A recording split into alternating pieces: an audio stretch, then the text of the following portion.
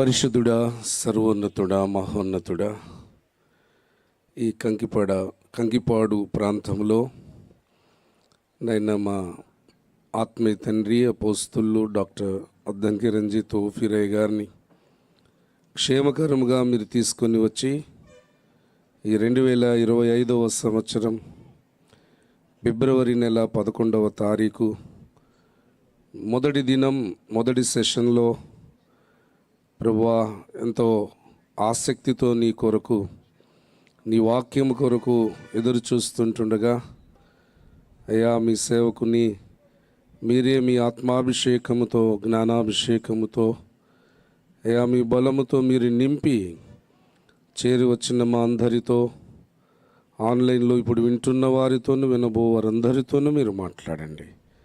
ఆటంకాలు అవరోధాలు కలిగించే సకల అంధకార దురాత్మలు అంధకార శక్తులు వాటి సమస్తమును నజరుడైన యేసు నామములో గద్దించి బంధిస్తూ ఉన్నాం. ఆమేన్.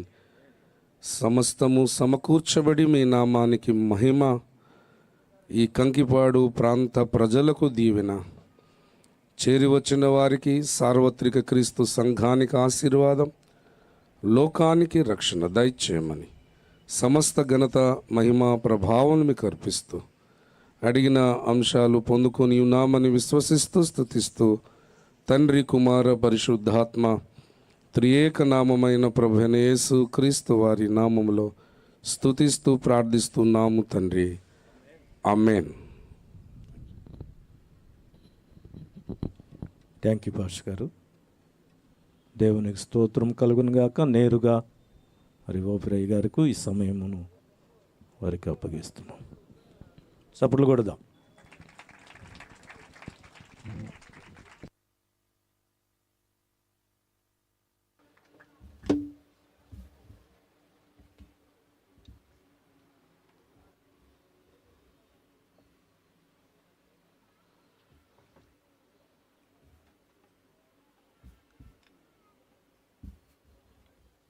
స్తోత్రం. హల్లెలూయా. ప్రభునందు నాకు అత్యంత ప్రియులారా, ఈ కంకిపాడు గ్రామంలో జరుగుతున్నటువంటి ఈ సర్వసత్య మహాసభలకు విచ్చేసినటువంటి మీకందరికీ ప్రభువైన యేసు నామములో శుభాకాంక్షలు, దైవాశీస్సులు. దాదాపుగా ముగించి భోజనాన్ని కూర్చోవలసిన సమయంలో మనం ప్రసంగం ఆరంభించుకుంటున్నాము. ఇది చాలా విశేషమైన సంగతి. మరి పెండ్లి కుమారుడు ఆలస్యము చేయగా వారందరూ కొనికి నిద్రించుచుండిరి అనే లేఖనం ఉంది. మరి ఆలస్యం కూడా కొన్నిసార్లు దైవ లక్షణమే. ఆలస్యం అనేది కూడా కొన్ని శుభాలను కలిగిస్తుంది. మరి మొదటి రోజు కనుక ఉదయం 10:30కి అనుకున్నాము, కానీ అప్పుడు నేను ఫోన్ చేశాను. ఎప్పుడు రావంటే 12 వరకు రెడీ అయిపోండి గారు అని అన్నారు. దాదాపుగా 12 గంటలకు ఫోన్ చేస్తే అప్పుడే పాటలు మొదలు పెట్టారు అని చెప్పారన్నమాట. సో ఇక్కడే దగ్గరే కదా, ఐ వాజ్ వెయిటింగ్. చక్కని ఆరాధన నిర్వహించినటువంటి Ophir ministries out reach leader Simon గారికి దైవాశీస్సులు. ఆస్థాన విద్వాంసులు, ఇక్కడ నిలయ విద్వాంసులు ఉన్నారు, సురేష్ అండ్ ప్రసన్న గారు. ప్యాడ్స్ బాబు పేరేంటి నాన్న? అయ్యా ఇమ్మాన్యుయల్. చాలా సంతోషం. ఇమ్మాన్యుయల్ బాబుది ఏ ఊరు? కంకిపాడేనా? గుంటూరు. ఓకే. మీ టీంతో వచ్చాడా? ఇక్కడ లోకల్. మంచిగా వాయిస్తున్నావు బాబు, వెరీ గుడ్. చాలా సంతోషం ప్రియులారా. కొంచెం నాకు మంచినీళ్ళు ఇవ్వండి నాయన ఎవరైనా. అయ్యా దేవునికి స్తోత్రం. మంచినీళ్ళు, వేడి నీళ్ళు అన్నీ చూస్తే నేను డ్యూటీకి ఎక్కుతాను.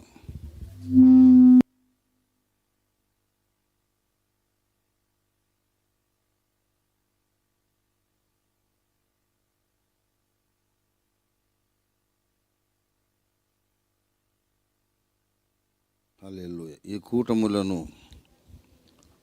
నిర్వహిస్తున్నటువంటి అమ్మగారు, రోజామణి అమ్మగారు ఎక్కడున్నారు?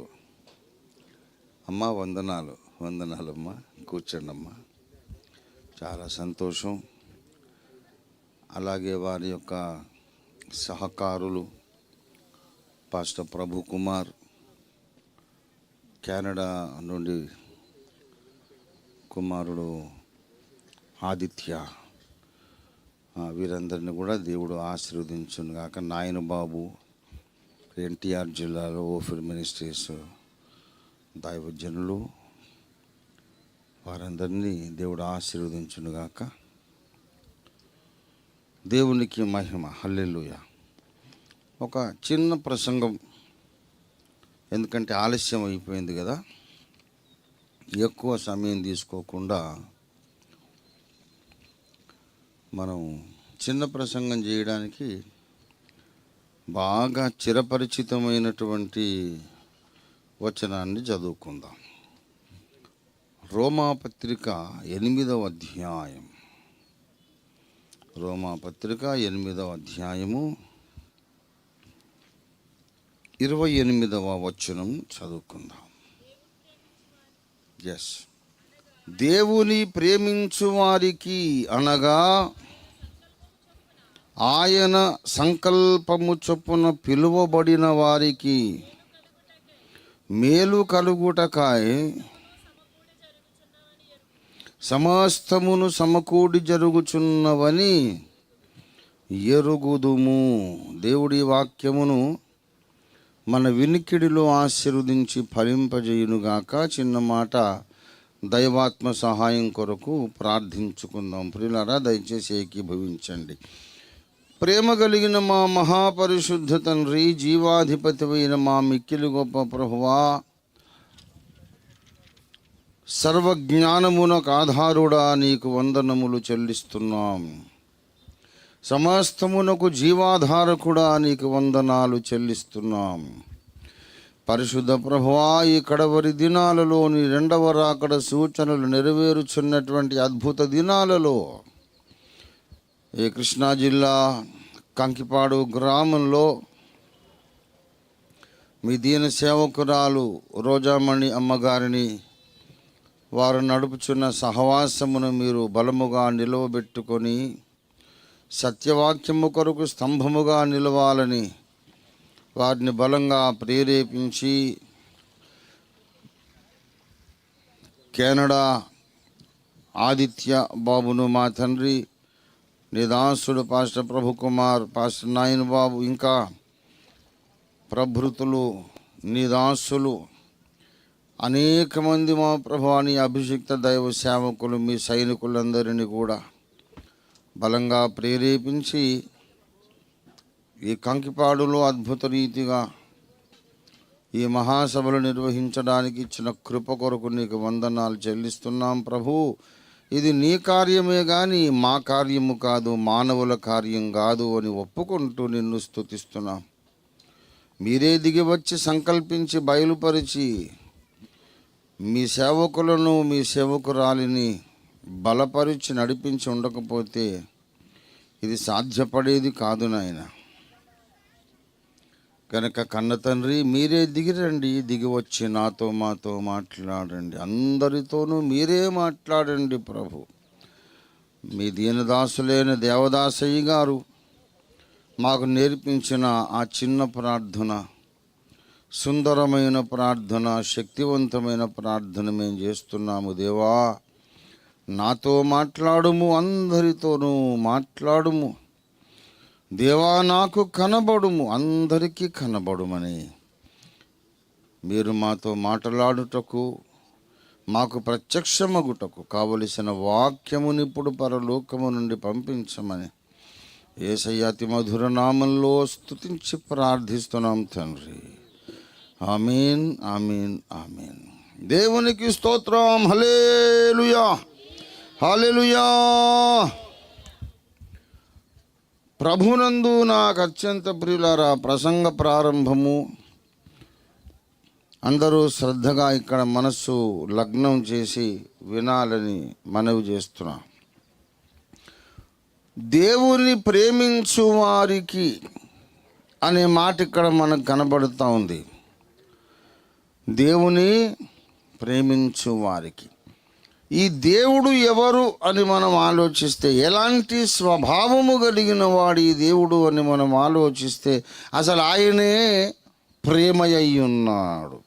మొదటి యోహాను పత్రిక 4:8 ప్రకారం చూస్తే మన దేవుడు ప్రేమ స్వరూపి అయి ఉన్నాడు. ప్రేమ స్వరూపి అయి ఉన్నాడు. ఆయనే ప్రేమ మూట, పంచదార చిలకలాగా. పంచదార పానకం చేసి దాన్ని చిలక మూసలో పోత పోస్తారు. ఏమండి, చిలక ఆకారంలో మూస తయారు చేసి పంచదార పానకం అందులో పోస్తే చిలక తయారవుతుంది. అది పంచదార చిలక. దాని ముక్కు పంచదారే, తోక పంచదారే, పొట్ట పంచదారే, కాళ్ళు పంచదారే. మొత్తం ఎక్కడ చూసినా తీపి తప్ప చేదు ఉండదు. అలాగ ప్రేమ అనే ఒక పానకం ఒక వ్యక్తి రూపంలో ఒక మూసలో పోస్తే, ప్రేమే అసలైనటువంటి పదార్థముగా ఒక వ్యక్తి తయారవుతే ఆ వ్యక్తి పేరే దేవుడు. ఆయనే సృష్టికర్త. కనుక దేవునిలో ఇంకేముంటుంది? ఆయన ప్రేమామయుడు, ప్రేమ స్వరూపి. అసలు తానే ప్రేమయ్యి ఉన్నవాడు. పంచదార చిలక తానే పంచదార అయి ఉన్నది అన్నట్టు. పంచదార చిలుకలో ఏదన్నా కాస్త ఒక మిరియాల గింజ దొరుకుతుందా? ఆవాలు దొరుకుతాయా? వాము దొరుకుతుందా? కారం, మిరపకాయ ఏమన్నా దొరుకుతుందా? ఏముండదు, అంతా పంచదారే. దేవునిలో మొత్తం అంతా ప్రేమే. ఆయన తల నుండి అరికాలు దాకా ప్రేమ మూట. ప్రేమ అనే మహోన్నతమైన, ఉజ్వలమైన, అతి పరిశుద్ధమైన, అద్భుతమైన ఒక భావోద్రేకం. ప్రేమకు వ్యక్తి రూపం వస్తే ఆ రూపం పేరు దేవుడు. దేవుడు కాబట్టి ఆయన లోకమును ఎంతో ప్రేమించాడు. మరి ఇంకేం చేస్తాడు? మరి ప్రేమించడానికి ఇష్టపడుతుంది కానీ ద్వేషించడానికి ఇష్టపడదు. ఆ ప్రేమామయుడు లోకమునెంతో ప్రేమించెను అని యోహాను భక్తుడు చెబుతాడు మనకు. మరి ఒకప్పుడు లోకము అంటే ఆ 7 దినాలు, 6 దినాల సృష్టి, తర్వాత 7వ దినము దేవుడు విశ్రమించడం, ఆ తర్వాత భూలోకం అంటే ఏమిటో చెప్పండి. అప్పుడు ఎంతమంది మనుషులు ఉన్నారు? మానవులు అనదగ్గ వారు ఎంతమంది ఉన్నారు? ఆదాము, హవ్వ. ఇక మిగతా జంతువులు, పక్షులు, క్రిమి కీటకాలు, జలచరాలు అన్నీ ఉన్నాయి. చెట్లు, చేమలు ఉన్నాయి. ఇది లోకము. తాను సృజించిన దానంతటిని దేవుడు చూడగా అది చాలా మంచిదిగా కనబడేది. మరి దేవుడు లోకాన్ని ప్రేమించాడు అనేది యోహాను 3:16లోనే నిజమా? ఆదికాండం 1 కూడా నిజమా చెప్పండి? ఆదికాండం 2లో కూడా దేవుడు లోకాన్ని ఏం చేశాడు? ప్రేమించడా? ఆయన మార్పు చెందని వాడు. యోహాను 3:16లో లోకాన్ని ప్రేమించాడు. ఆదికాండం 2లో కూడా ప్రేమించాడు. అప్పుడున్న లోకం 2 మనుషులు, వాళ్ళనే ప్రేమించాడు. అసలు 2 లేకముందు ఉన్న లోకం ఒక మనిషే. ఆదికాండం 2:18లో దేవుడు అన్నాడు, నరుడు ఒంటరిగా ఉండుట మంచిది కాదు. అది ప్రేమే. మరి ఆదాము ఏమీ అప్లికేషన్ పెట్టుకోలేదు, అర్జీ పెట్టుకోలేదు. ఏంటి దేవా, మరి అన్ని పక్షులు, పశువులు అన్నీ పోతూ పెంటి కనబడుతున్నాయి, ఆడామగ ప్రతిదానికి జత ఉంది, నేనే ఒంటరిగా ఉన్నాను ఇలాగా. What is this? ఇదేనా నీ బాధ్యత, ఇది ధర్మమా, కనుక నాకు కూడా ఒక తోడు దయచేయవలసింది అని అప్లికేషన్ ఏం పెట్టలే ఆదాము. అన్నిటికీ అన్ని ప్రాణులకు తోడున్నది, నేనెందుకు ఒంటరిగా ఉన్నానని ఆదాము ఏమి ఫిర్యాదు చేయలేదు, కంప్లైంట్ చేయలేదు. దేవుడే చూచి ఆలోచించాడు. ఆదాము సకల జీవరాశులకు ప్రాణులన్నిటికీ పేరులు పెట్టెను. అతడు ఏ పేరు పెట్టెను ఆ పేరు దానికి కలిగెను. అయినను సాటి అయిన సహాయం అతనికి లేకపోయాను. ఇది ఎవరి వాక్కు? దేవుని వాక్కు. నేను సృష్టించిన కుమారుడు చాలా సమర్థుడే, అందగాడే, జ్ఞానవంతుడే. దేవుడు త్రికాల జ్ఞాని కదా. ఇవాళ మన ఇళ్లలో పిల్లలు పుట్టిన తర్వాత ఒక్క పిల్లవాడు పుడితే వాడికి పేరు పెట్టడానికి ఎన్ని మల్లగుల్లాలు పడతామో దేవుడు కాలంలో ముందుకు చూసే ఉంటాడు. 5 నెలలైనా 6 నెలలైనా వాడికి ఫస్ట్ బర్త్డే వచ్చినా తెమలదు ఒక పట్టాన. ఈ పేరు పెడదాం ఆ పేరు పెడదాం అంటే ఒకరికి నచ్చితే ఒకరికి నచ్చదు. అసలు మనం పెట్టిన పేరు మనకే నచ్చదు. చచ్చా ఈ పేరు పెట్టానేమిటి, ఇంకో పేరు అయితే బాగుండేది అనుకుంటాం. అలాంటిది వేల కొలది లక్షల కొలది ప్రాణులు వస్తుంటే కంప్యూటర్ కంటే ఫాస్ట్గా టకటక పేర్లు పెట్టేసి ఏం బుర్రకాయ అండి ఆదాముది. మొట్టమొదటి మనిషి తోక ఊడిపోయిన కోతి కాదు. That's very wrong. మనిషిని దేవుడు మనిషిగా సృష్టించినాడు. మొట్టమొదటి మానవుడు దేవుని స్వరూపములో దేవుని పోలికలో సృష్టింపబడ్డాడు. కోతుల్లో నుంచి మనిషి పుట్ల. అలాగైతే మనుషులకు యాక్సిడెంట్ అయితే వాడికి కోతి రక్తం ఎక్కిస్తే సరిపోవాలి, మరి చచ్చిపోతాడు. అదంతా బక్వాస్, ట్రాష్, చెత్తవాగుడు. అది కోతుల్లో నుంచి మనుషులు రాలేదు. అలా వచ్చి ఉంటే మనిషిలో నుంచి ఇంకొకరు కూడా రావాలి. ఎందుకు ఆగిపోయింది మరి? కోతుల్లోంచి మనిషి వచ్చి మనిషి దగ్గర ఎందుకు ఆగిందండి? ఇంకోటి కావాలిగా, మరి ఎందుకు ఆగిపోయింది? కోతుల్లో నుంచి మనుషులే వచ్చి ఉంటే కోతి జాతి ఇప్పుడు ఉండకూడదు. మరి అన్ని కోతులకు మనుషులే పుట్టి కోతులే లేకుండా పోవాలి. కొన్ని కోతులకు ఇంకా కోతులే పుడతా ఉన్నాయి తరతరాలుగా. కొన్ని కోతులకేమో మనుషులు పుట్టారట, మరి కొన్ని ఏమో కోతుల్ని అంటున్నాయట. అలాగెందుకు? జవాబు లేని వందల కొలది ప్రశ్నలకు కారణమవుతుంది డార్వినిజం. డార్వినిజం అని అంటారు కానీ అందులో నిజం లేదు, అంతా అబద్ధమే. There is no truth in Darwinism or any ism. Truth మొత్తం వచ్చి ఏ ఇజంలో ఉండదు, ఈ గ్రంథంలో ఉంటుంది. దేవునికి స్తోత్రం కలుగును గాక. హల్లెలూయా. ప్రియులారా, మనం సగర్వంగా అతిశయంగా నమ్మకంగా చాటించుకోవచ్చు. మీరు ఎన్ని సిద్ధాంతాలైనా పెట్టుకోండి, రాకెట్లే చేయండి, అంతరిక్షం తిరిగి రండి, ఆఖరికి వచ్చినాక నీకు గతి బైబిలే నీకు సత్యాన్ని తెలియజేస్తుంది. దేవునికి స్తోత్రం కలుగును గాక. హల్లెలూయా. సైన్స్ డెవలప్ అయ్యే కొలది అనేక ఇతర మత గ్రంథాలు అవుట్డేటెడ్ అయిపోయినాయి. అవుట్డేటెడ్ అంటే కాలం చెల్లింది. ఇక పెద్దగా వాటిని పట్టించుకునే అవసరం లేని గ్రంథాలుగా మారిపోయినాయి. చంద్రుడు దేవుడు అనుకున్నారు, తెలియని పరిస్థితులు అజ్ఞాన కాలములో పూజించారు. కానీ వాళ్ళ మనమే తయారు చేసిన చంద్రయాన్ నౌకబోయి చంద్రుడి మీద వాలింది. వీడు దేవుడు కాదు, దెయ్యము కాదు, మట్టిగడ్డ అని తెలిసిపోయింది.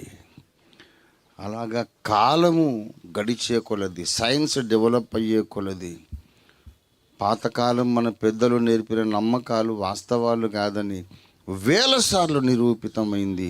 కానీ బైబిల్లో చెప్పబడ్డ సంగతులు అబద్ధమని నిరూపించే శాస్త్రీయ పరిశోధన ఇప్పటిదాకా జరగలేని లేదు. దేవునికి స్తోత్రం కలుగును గాక. సైన్స్ ఎంత డెవలప్ అవుతే ఈ గ్రంథము సత్యమని అంతగా నిరూపించబడుతుంది. దేవుని స్తోత్రం కలుగును గాక. ప్రభునందు ప్రియులారా, ఇవాళ బైబిల్ మీద దాడి జరుగుతుంది, యేసయ్య మీద దాడి జరుగుతుంది.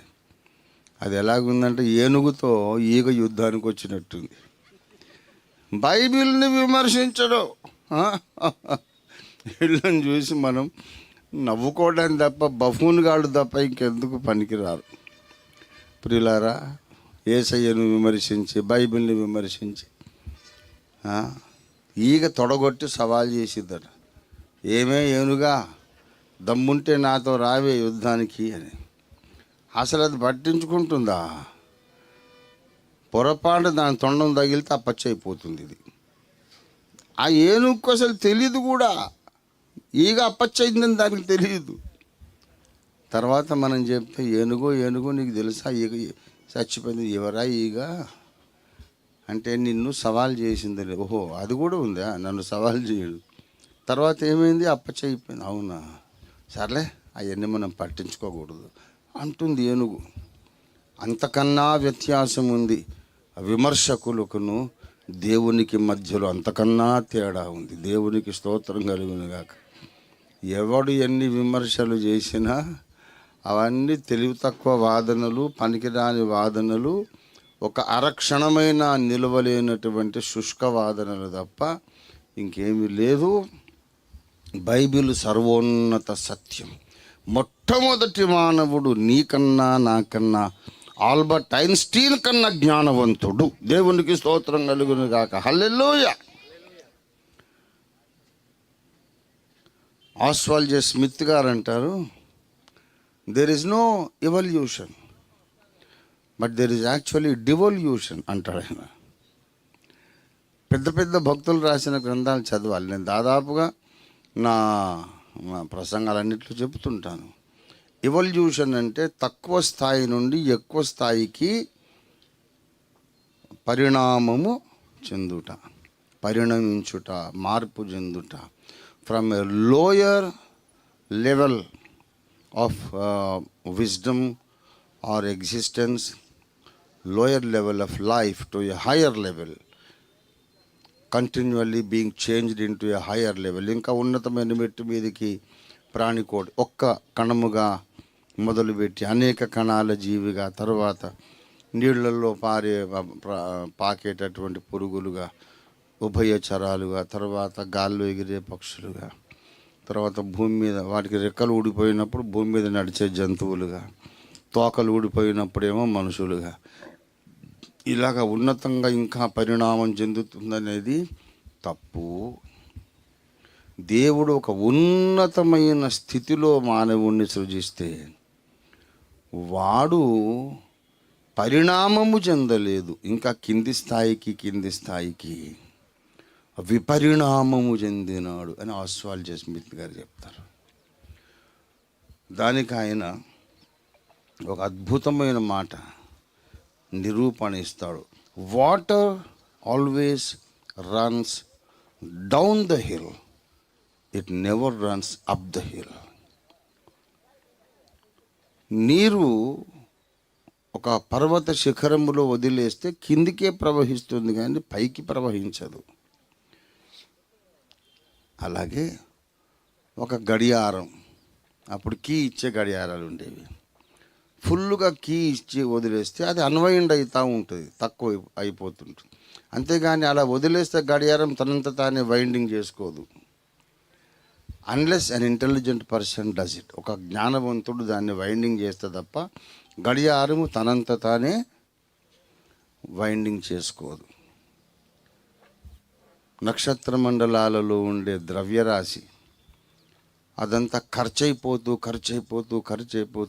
మరి కొన్ని కోట్ల సంవత్సరాల్లో జీరోకి వస్తుందని చెబుతున్నారు, కానీ అవి బిల్డప్ కావడం లేదు. ఏది కూడా పైకెక్కదురా, చవట, అన్నీ కిందికి దిగుతాయి. మానవుణ్ణి దేవుడు ఉన్నత స్థాయిలో సృష్టిస్తే వాడు నీచ ప్రాణిగా దిగజారిపోయినాడు. విపరిణామమే వాస్తవంగానే. ఒక నీచ స్థాయి నుండి ఉన్నత స్థాయికి వచ్చాడు.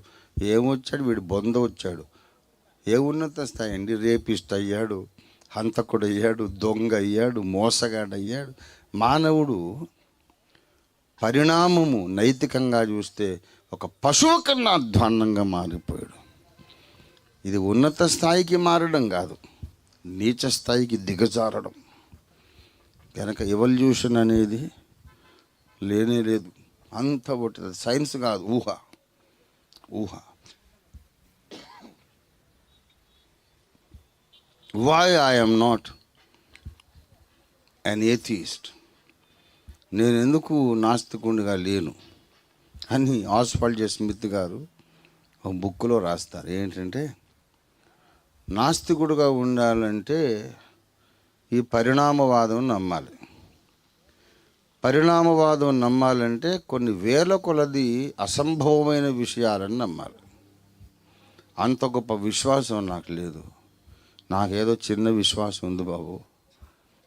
దేవుడు అనేవాడు ఉన్నాడు అనే ఒక్క అసంభవాన్ని నమ్మితే మిగతావన్నీ లైన్లో పడతాయి. కానీ దేవుడు లేడు అనుకొని పరిణామవాదం నమ్మితే అన్ని ప్రశ్నలే జవాబులు లేవు. ఆ ఏకకణాంగ జీవి ఎక్కడి నుంచి వచ్చింది? ఏకకణాంగ జీవి బహుకణాంగ జీవిగా ఎప్పుడు మారింది? ఎందుకు మారింది? అందులో అన్ని ఒక రకమైన బహుకణాంగ జీవులు కాకుండా రకరకాల బహుకణాంగ జీవులు. ఇక జవాబు లేని ప్రశ్నలు వేల కొలది ఉన్నాయి. వాడు నాకు తెలీదుగా అంటుంటాడు. వేధవ మళ్ళీ నాది సైన్స్ అంటాడు. వేల కొలది ప్రశ్నలు నాకు తెలీదుగా అని అమాయకంగా ముఖం పెట్టడానికి సైన్స్ ఎందుకు? మేము చెప్తున్నా అన్నీ మాకు తెలుసుగా. ఏదైనా అడుగు, తెలుసా మీకు? ఏంటి తెలుసు? ఇలాగెందుకైంది అంటే దేవుడు చేశాడు, అలాగెందుకైందంటే దేవుడు చేశాడు. దేనికైనా మా జవాబు దేవుడు. దేవునికి స్తోత్రం కలుగును గాక. ప్రియులారా, దేవుడు మొట్టమొదటి మనిషిని ఎలా చేశాడు? మట్టి నుండి చేశాడు. అది భౌతిక శరీరం. కానీ అతడి జ్ఞానము యొక్క స్థాయి ఏంటి?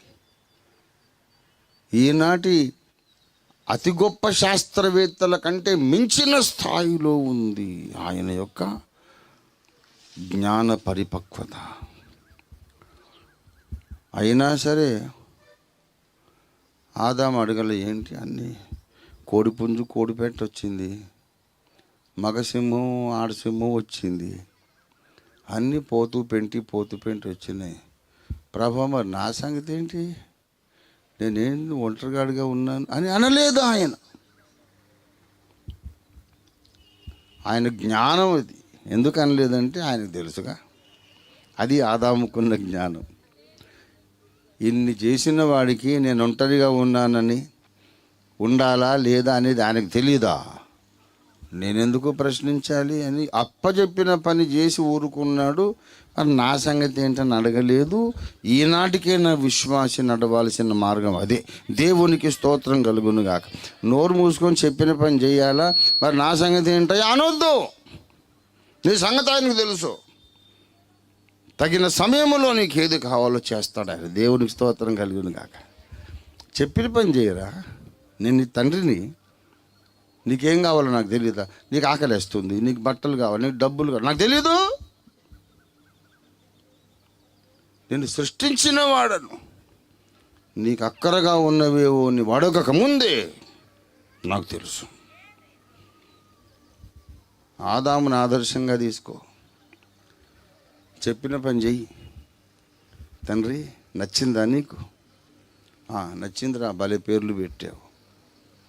అంతే. ఇక్కడ పోతు పెంటి ప్రశ్న లేదు. దేవునికే లోపలికి వచ్చి బాధేసింది. వీడు ఇంత మంచివాడు ఏంట్రా, అడగడేంటి అసలు? నరుడు ఒంటరిగా ఉండటం మంచిది కాదు. ఎంత జ్ఞాని అయినా, ఎంత మేధావి అయినా ఒక లోపం ఉంది. అసంపూర్ణుడుగా కనబడుతున్నాడు. వెంట ఒక తోడు లేకపోతే, భార్య లేకపోతే అసంపూర్ణంగా కనపడుతున్నాడు. ఇతనికి సాటి అయిన సహాయముని ఇతని కొరకు చేసేదని అనుకున్నాడు. అది ఏంటంటే ప్రేమ. అది దేవుడు లోకమును ఎంతో ప్రేమించాను అనే పాయింట్ మీద మాట్లాడుతున్నాను నేను. మనం చదివిన మూలవాక్యం ఏంటి? దేవుని. ఇప్పుడు నేను చెప్తున్న ఈ పాయింట్ ఏంటి? దేవుడు ప్రేమించిన వారు. రోమాలోనేమో ఆ దేవుణ్ణి ప్రేమించినవాడు. రెసిప్రొకేషన్. దేవుడు ముందున్నాడా, మనుషులు ముందున్నారా? కనుక ముందు ఆయనే ప్రేమించాడు, తర్వాత మనం ఆయనను ప్రేమిస్తున్నాం. దేవుడు ఆదామును ప్రేమించి అతడికి ఏది అవసరమో చూసి చక్కటి భార్యను చేసి ఇచ్చాడు. దేవుని బిడ్డలారా, ఇప్పుడు నాకు చెప్పండి, దేవుడు ఆదాము హవ్వలను ప్రేమించాడా లేదా? లోకమును ప్రేమించాడు. ఒకప్పుడు ఆదాము ఒక్కడు మాత్రమే ఉన్నాడు, హవ్వ లేదు. కొన్ని రోజులు, ఎన్ని రోజులో తెలియదు మనకు, కొన్ని వారాలు, మాసాలు, సంవత్సరాలు తెలియదు. ఒక్కడే ఉన్నాడు, హవ్వ లేదు. ఎందుకంటే నరుడు ఒంటరిగా ఉండటం మంచిది కాదన్నాడంటే ఒంటరిగా ఉన్నాడనేగా. ఉన్నాడు కాబట్టే ఇది బాగోలేదురా అన్నాడు ఆయన.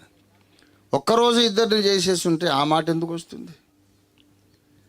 ఒక్కరోజు ఇద్దరిని చేయలే. మొదట ఆదామును తర్వాత హవ్వయు నిర్మింపబడి కారా అన్నాడు పౌలు.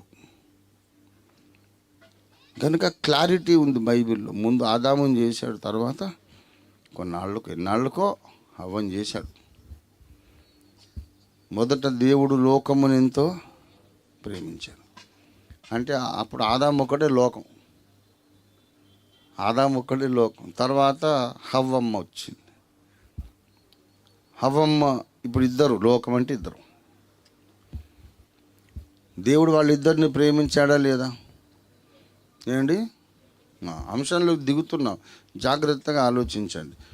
దేవుడు హవ్వను ఆదామును ప్రేమించాడా లేదా? తప్పకుండా ప్రేమించాడు. మరి ఇప్పుడు రివర్స్లో అడుగుతున్నా, ఆదాము హవ్వ దేవుణ్ణి ప్రేమించారా లేదా? ప్రేమించక ఏం చేస్తారండి ఇంత మంచి తండ్రిని? వాళ్ళకున్నది ఎవరు? ఆయనే. అమ్మ, నాన్న, గురువు అన్నీ ఆయనే. వారి ఉనికికి ఆధారము, అవసరమైనవన్నీ ఇచ్చిన దేవుడు. దేవుడు ఆదాము హవ్వలను ప్రేమించాడు, వీళ్ళు కూడా దేవుణ్ణి ప్రేమించారు. గనుకనే సహవాసం చేశారు. దాదాపు 100 సంవత్సరాలు ఆదాము హవ్వ దేవునితో సహవాసం చేసిన తర్వాతనే ఈ సర్పంగాడు జొరబడ్డాడు. 100 years of their existence in glory. ఆదికాండము 4వ అధ్యాయము 25వ వచనం చూడండి. ఆదాము మరలా తన భార్యను కూడినప్పుడు ఆమె కుమారుని కని కయ్యను చంపిన హేబెలునకు ప్రతిగా దేవుడు నాకు మరి యొక్క సంతానమును నియమించను అనుకొని అతనికి ఈ షేతు అనేవాడు ఎప్పుడు పుట్టాడంటే 5:3 చదవండి.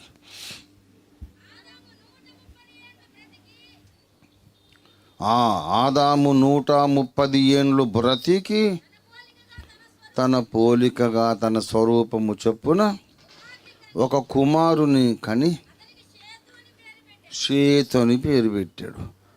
అంటే కయ్యను పుట్టాడు, తర్వాత హేబెలు పుట్టాడు. వాళ్ళిద్దరు పెద్దోళ్ళు అయ్యారు. దేవునితో సమాధాన పడడానికి బలి నైవేద్యం తీసుకువెళ్ళారు. హేబెలేమో రక్త ప్రోక్షణముతో మందలో తొలుచూలుగా పుట్టిన క్రొవ్విన వాటిని తెచ్చాడు. కయ్యనేమో సస్యద్రవ్యములు, కాయగూరలు, ఆకుకూరలు తెచ్చాడు. కయ్యను బలి దేవునికి నచ్చాల. రక్తము చిందింపకుండా పాపక్షమాపణ కలుగుట అసాధ్యము. హేబెలు బలిపీఠం మీద రక్తం ఉన్నది, రక్తము తనలో ఉన్న ప్రాణమును బట్టి మీ పాపములను పరిహరించును. కాబట్టి దేవునికి హేబెలు బలి నచ్చింది, అగ్ని పంపాడు. హేబెలు బలిపీఠాన్ని అంగీకరించాడు. కయ్యనును అతని అర్పణమును దేవుడు లక్ష్య పెట్టలేదు. అసూయతో ద్వేషంతో కయ్యను తమ్ముడిని కొట్టి చంపాడు. తర్వాత మళ్ళీ ఇంకొకడు పుట్టాడు, వాడి పేరు షేతు. ఈ ముందిద్దరు కొడుకులు పుట్టడానికి, పెరగడానికి, బలివ్వడానికి, పెద్దవాడు చిన్నోడిని చంపడానికి ఒక 25-30 ఏళ్ల కాలం మనం తీసేస్తే ఆదాము హవ్వలు ఏదెను తోటలో నుండి బయటకు వచ్చిన తర్వాతనేగా పిల్లలు పుట్టారు. అక్కడి నుంచి 30 ఏళ్ళలో ఈ చరిత్ర జరిగింది. అంటే తోటలో వారు ఒక 100 సంవత్సరాలు ఉన్నారు. 100 సంవత్సరాలు ఉండి బయటకు వస్తే ఈ లెక్క సరిపోతుంది. 1 శతాబ్దము వారు దేవుని మంచితనాన్ని చూశారు, దేవుని ప్రేమను, దేవుని జ్ఞానాన్ని. 100 సంవత్సరాలు దేవుడు ఏమేమి అయి ఉన్నాడో అవన్నీ అన్ని కోణాలలో వీళ్ళు దేవుణ్ణి చూశారు. బైబిల్లో తర్వాత దేవుడు కనపడతాడు కదా అనేక కోణాలలో. పరలోకమందున్న మా తండ్రి అనే పోస్టులో వాళ్ళకి ఆయన పరిచయం అయ్యాడు. తండ్రి మీ నాన్నని రా. ఆయన వారి పోషకుడు, సంరక్షకుడు. అన్నిటికీ మించి నీ పిల్లలందరూ యెహోవా చేత ఉపదేశము పొందుదురు. మరి వాళ్ళకు ఉపదేశం చేయడా? మరి సర్వజ్ఞాని అయిన వాడు కొత్తగా ఉనికిలోకి వచ్చిన మనుషులకు ఉపదేశం చేయడా? చేశాడు. ఉపదేశం అనేది దేవుని వృత్తి, ప్రవృత్తి, దేవుని ప్రొఫెషన్ అండ్ హాబీ, నేచర్.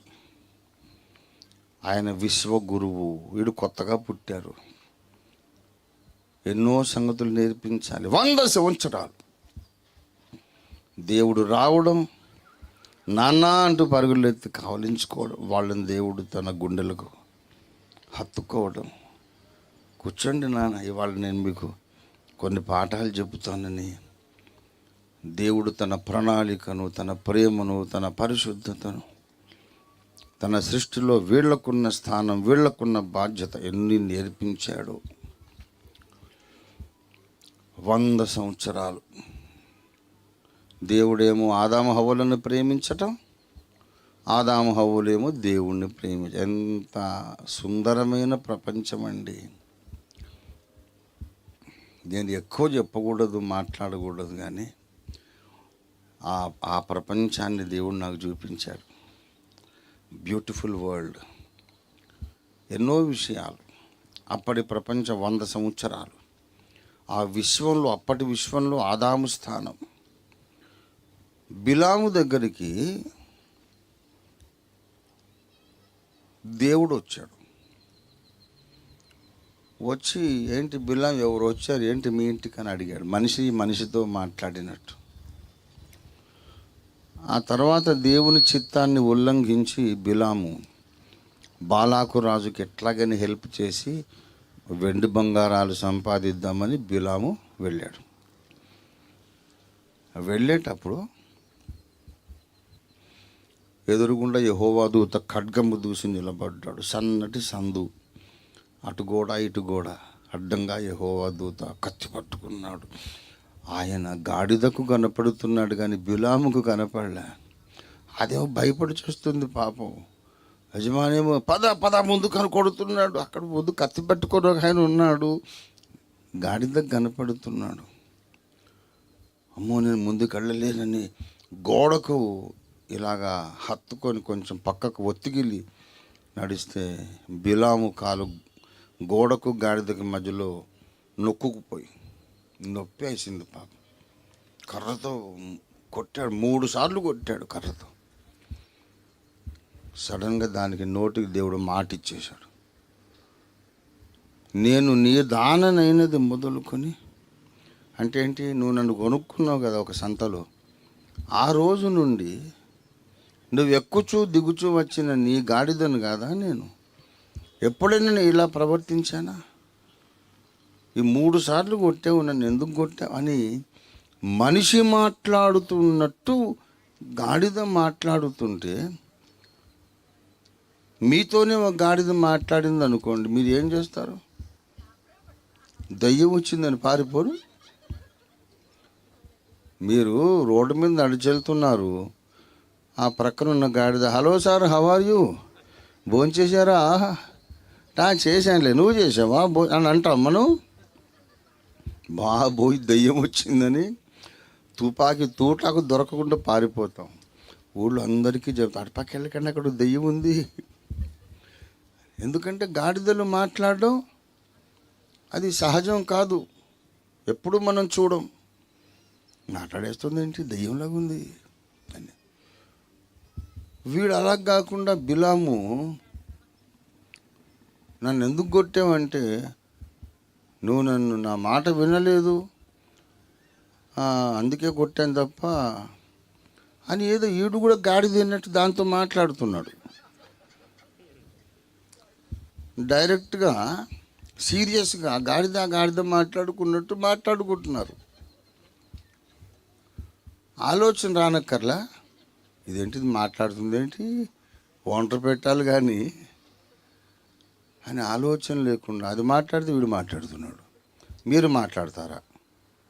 ఒక మేకో గాడిదో గుర్రం, నమస్తే మేడం, సార్ ఏంటి అని అంటే మీరు పారిపోతారు అక్కడి నుండి. వీడేమో మంచిగా సహజంగా ఇది నాకు అలవాటు అన్నట్టు మాట్లాడుతున్నాడు. ఎందుకో తెలుసా? మాట్లాడే జంతువులను చూచుట బిలాముకు అలవాటు. పరలోకంలో జంతువులు కూడా మాట్లాడతాయి, అది అసలు సంగతి. యెహోవా దేవుడు అనేక సార్లు అగ్నిగుర్రాల మీద, అగ్నిరథం మీద వీడింటికి వచ్చేవాడు.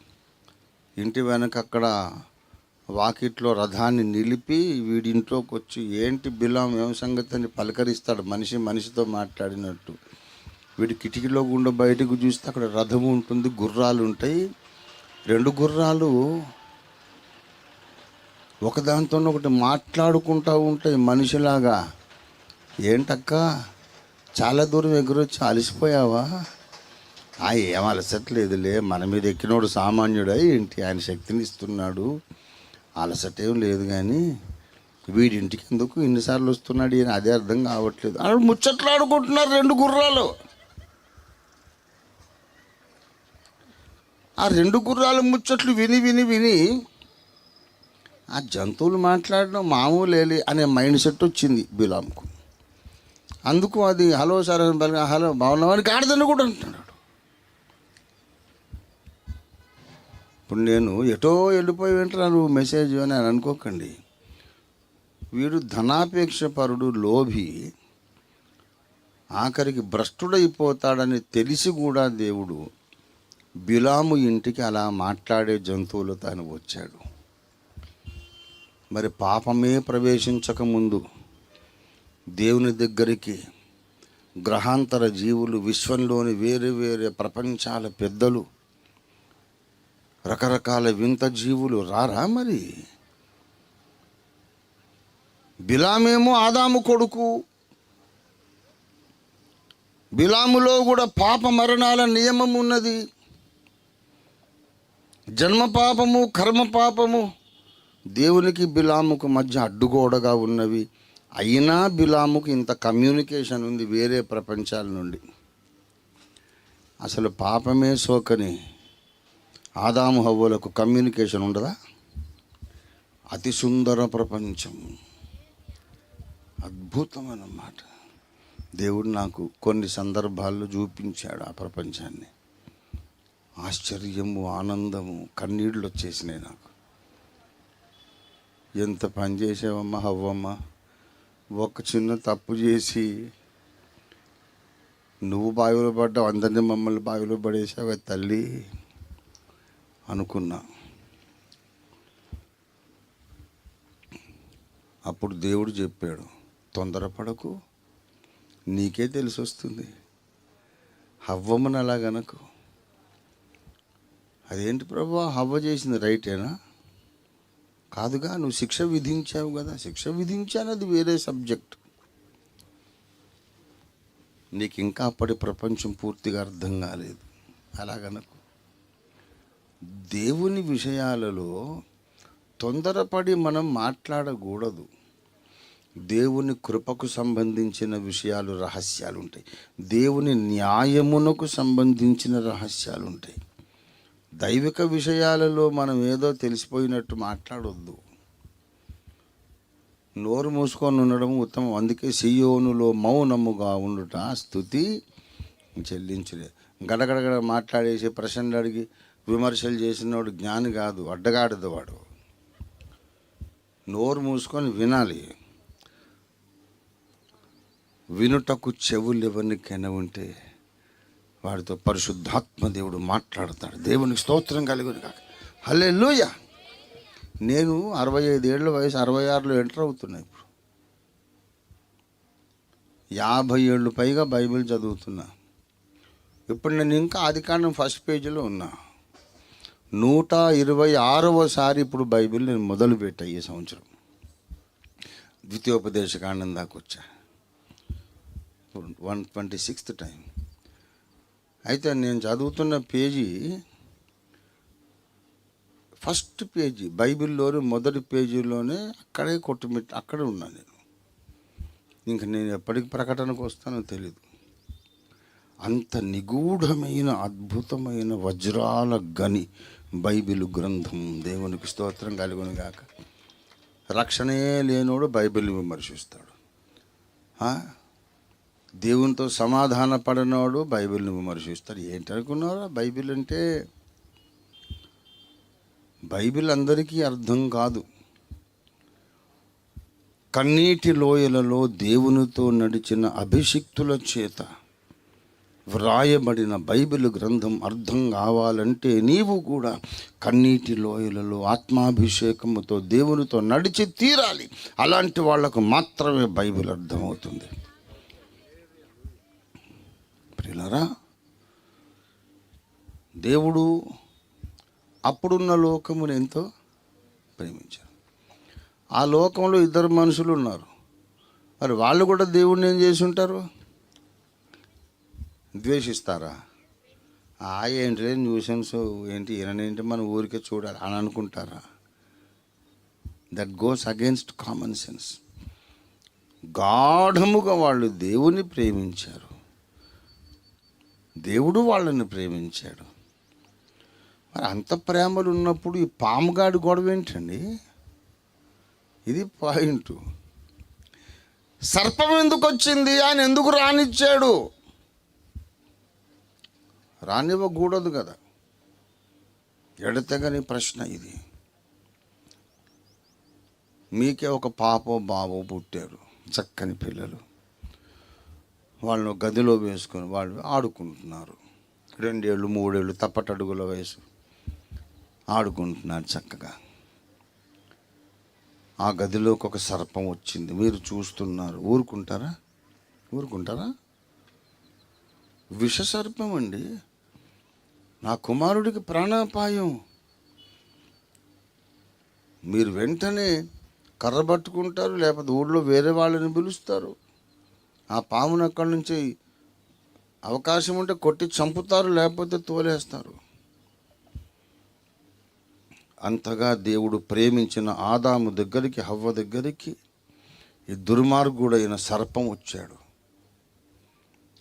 వాడు వాళ్ళని మొత్తం నాశనం చేయడానికి ప్రయత్నం చేస్తున్నాడు.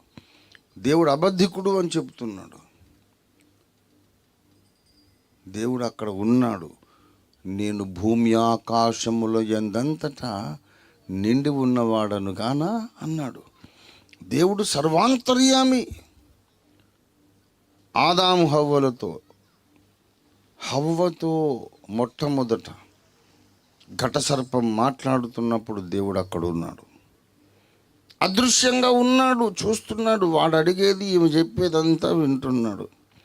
మరి ఏంటి ప్రభువా, నేనే ఊరుకొని మా అబ్బాయి దగ్గరికి మా అమ్మాయి దగ్గరికి పాము వస్తే నేనే గొడవ చేసి గందరగోళం చేసి దాన్ని చంపడము తోలేయటము చేస్తాను. నువ్వెందుకు చేయలేదు? ఎందుకు తోలేయలేదంటే, నాయన హవ్వ నన్ను చాలా ప్రేమించిందిలే, అందుకే తోలేయలే అంటాడు. ఏం తిరకాసు ప్రభా?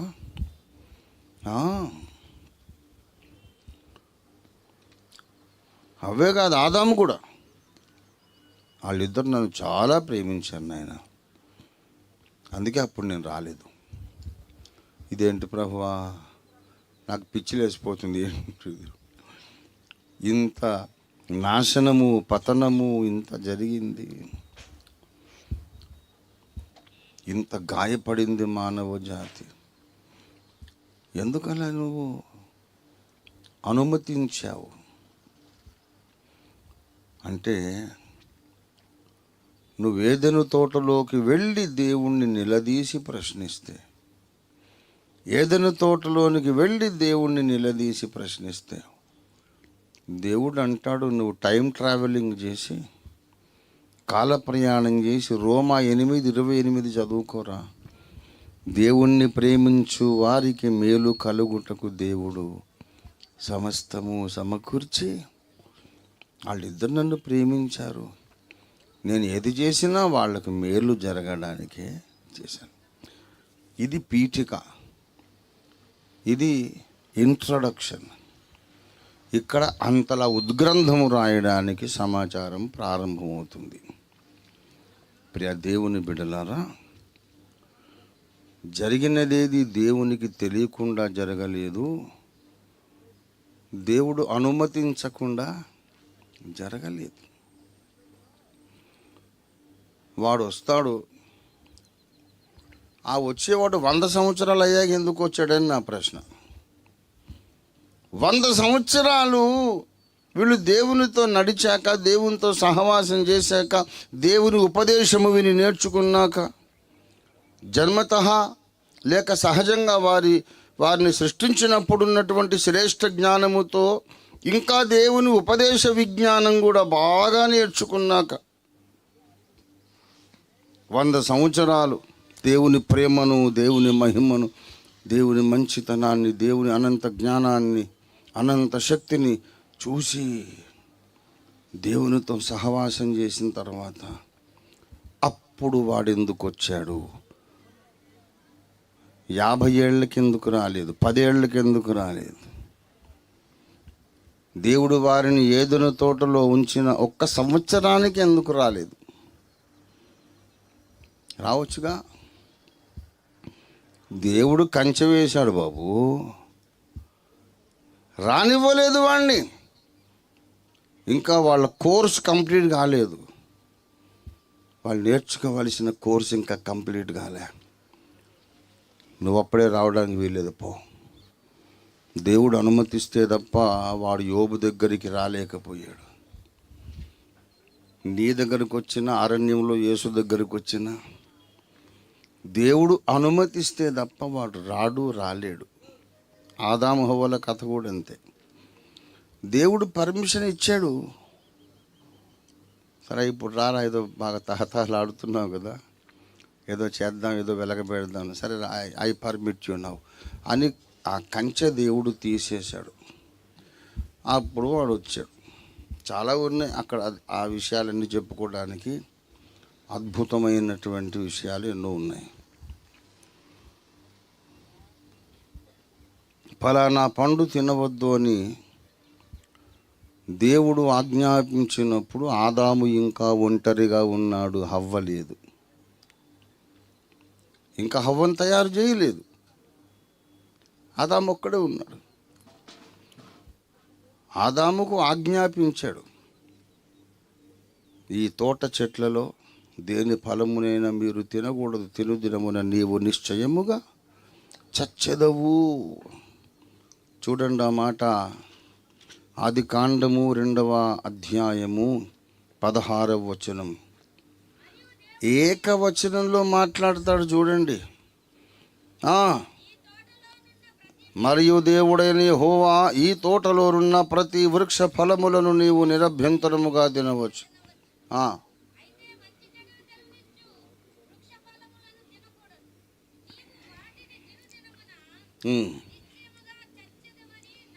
నీవు నీవు నీవు అంటున్నాడా, మీరు అంటున్నాడా?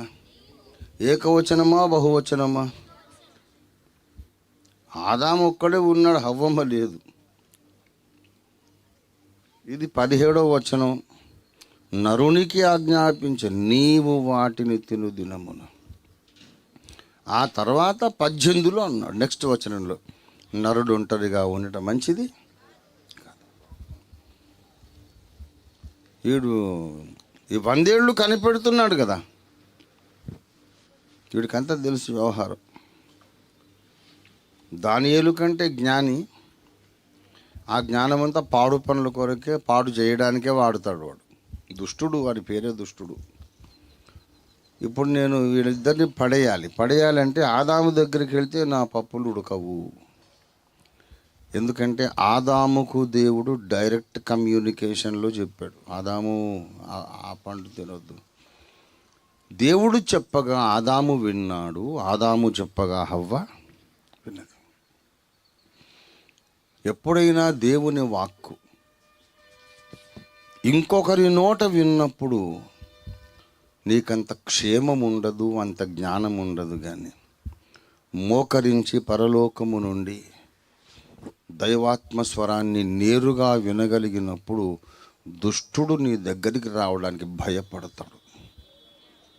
అది అక్కడ పాఠం. ఏదెనులో పాఠాలు అని ఓసారి లిస్ట్ రాసుకున్నా, ఓ బుక్ రాద్దామని.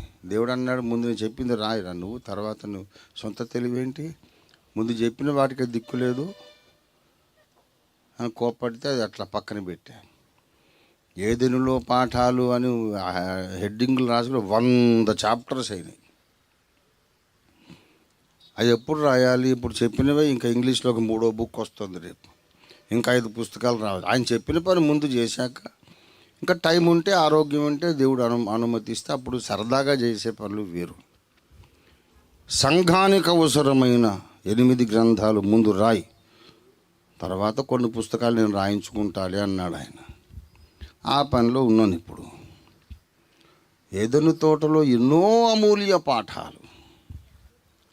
పిల్లారా, సాతాను ఎవరినైనా శోధించాలనుకున్నప్పుడు వీడు డైరెక్ట్గా దేవుని స్వరం వింటున్నాడా, లేక ఇంకొక మనిషి నుండి విని తృప్తి పడుతున్నాడా అని చూసుకొని వస్తాడు.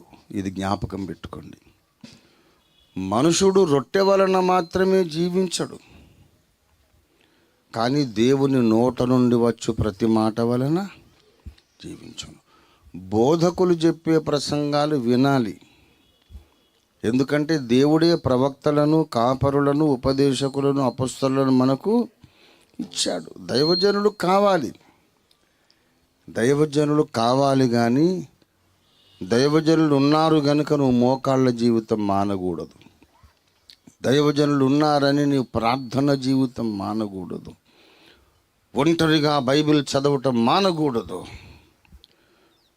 బైబిల్లో నుండి దేవుని స్వరాన్ని వ్యక్తిగతంగా వినడం మానకూడదు.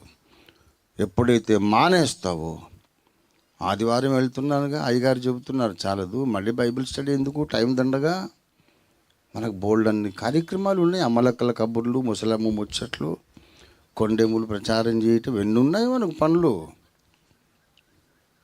లేని వార్తలు పుట్టించడం, పుట్టిన వార్తలను ప్రచారం చేయటం, ఆ కొంపలో ఈ సంఘంలో చిచ్చులు పెట్టడం, ఎన్ని పవిత్రమైన కార్యక్రమాలు ఉన్నాయి.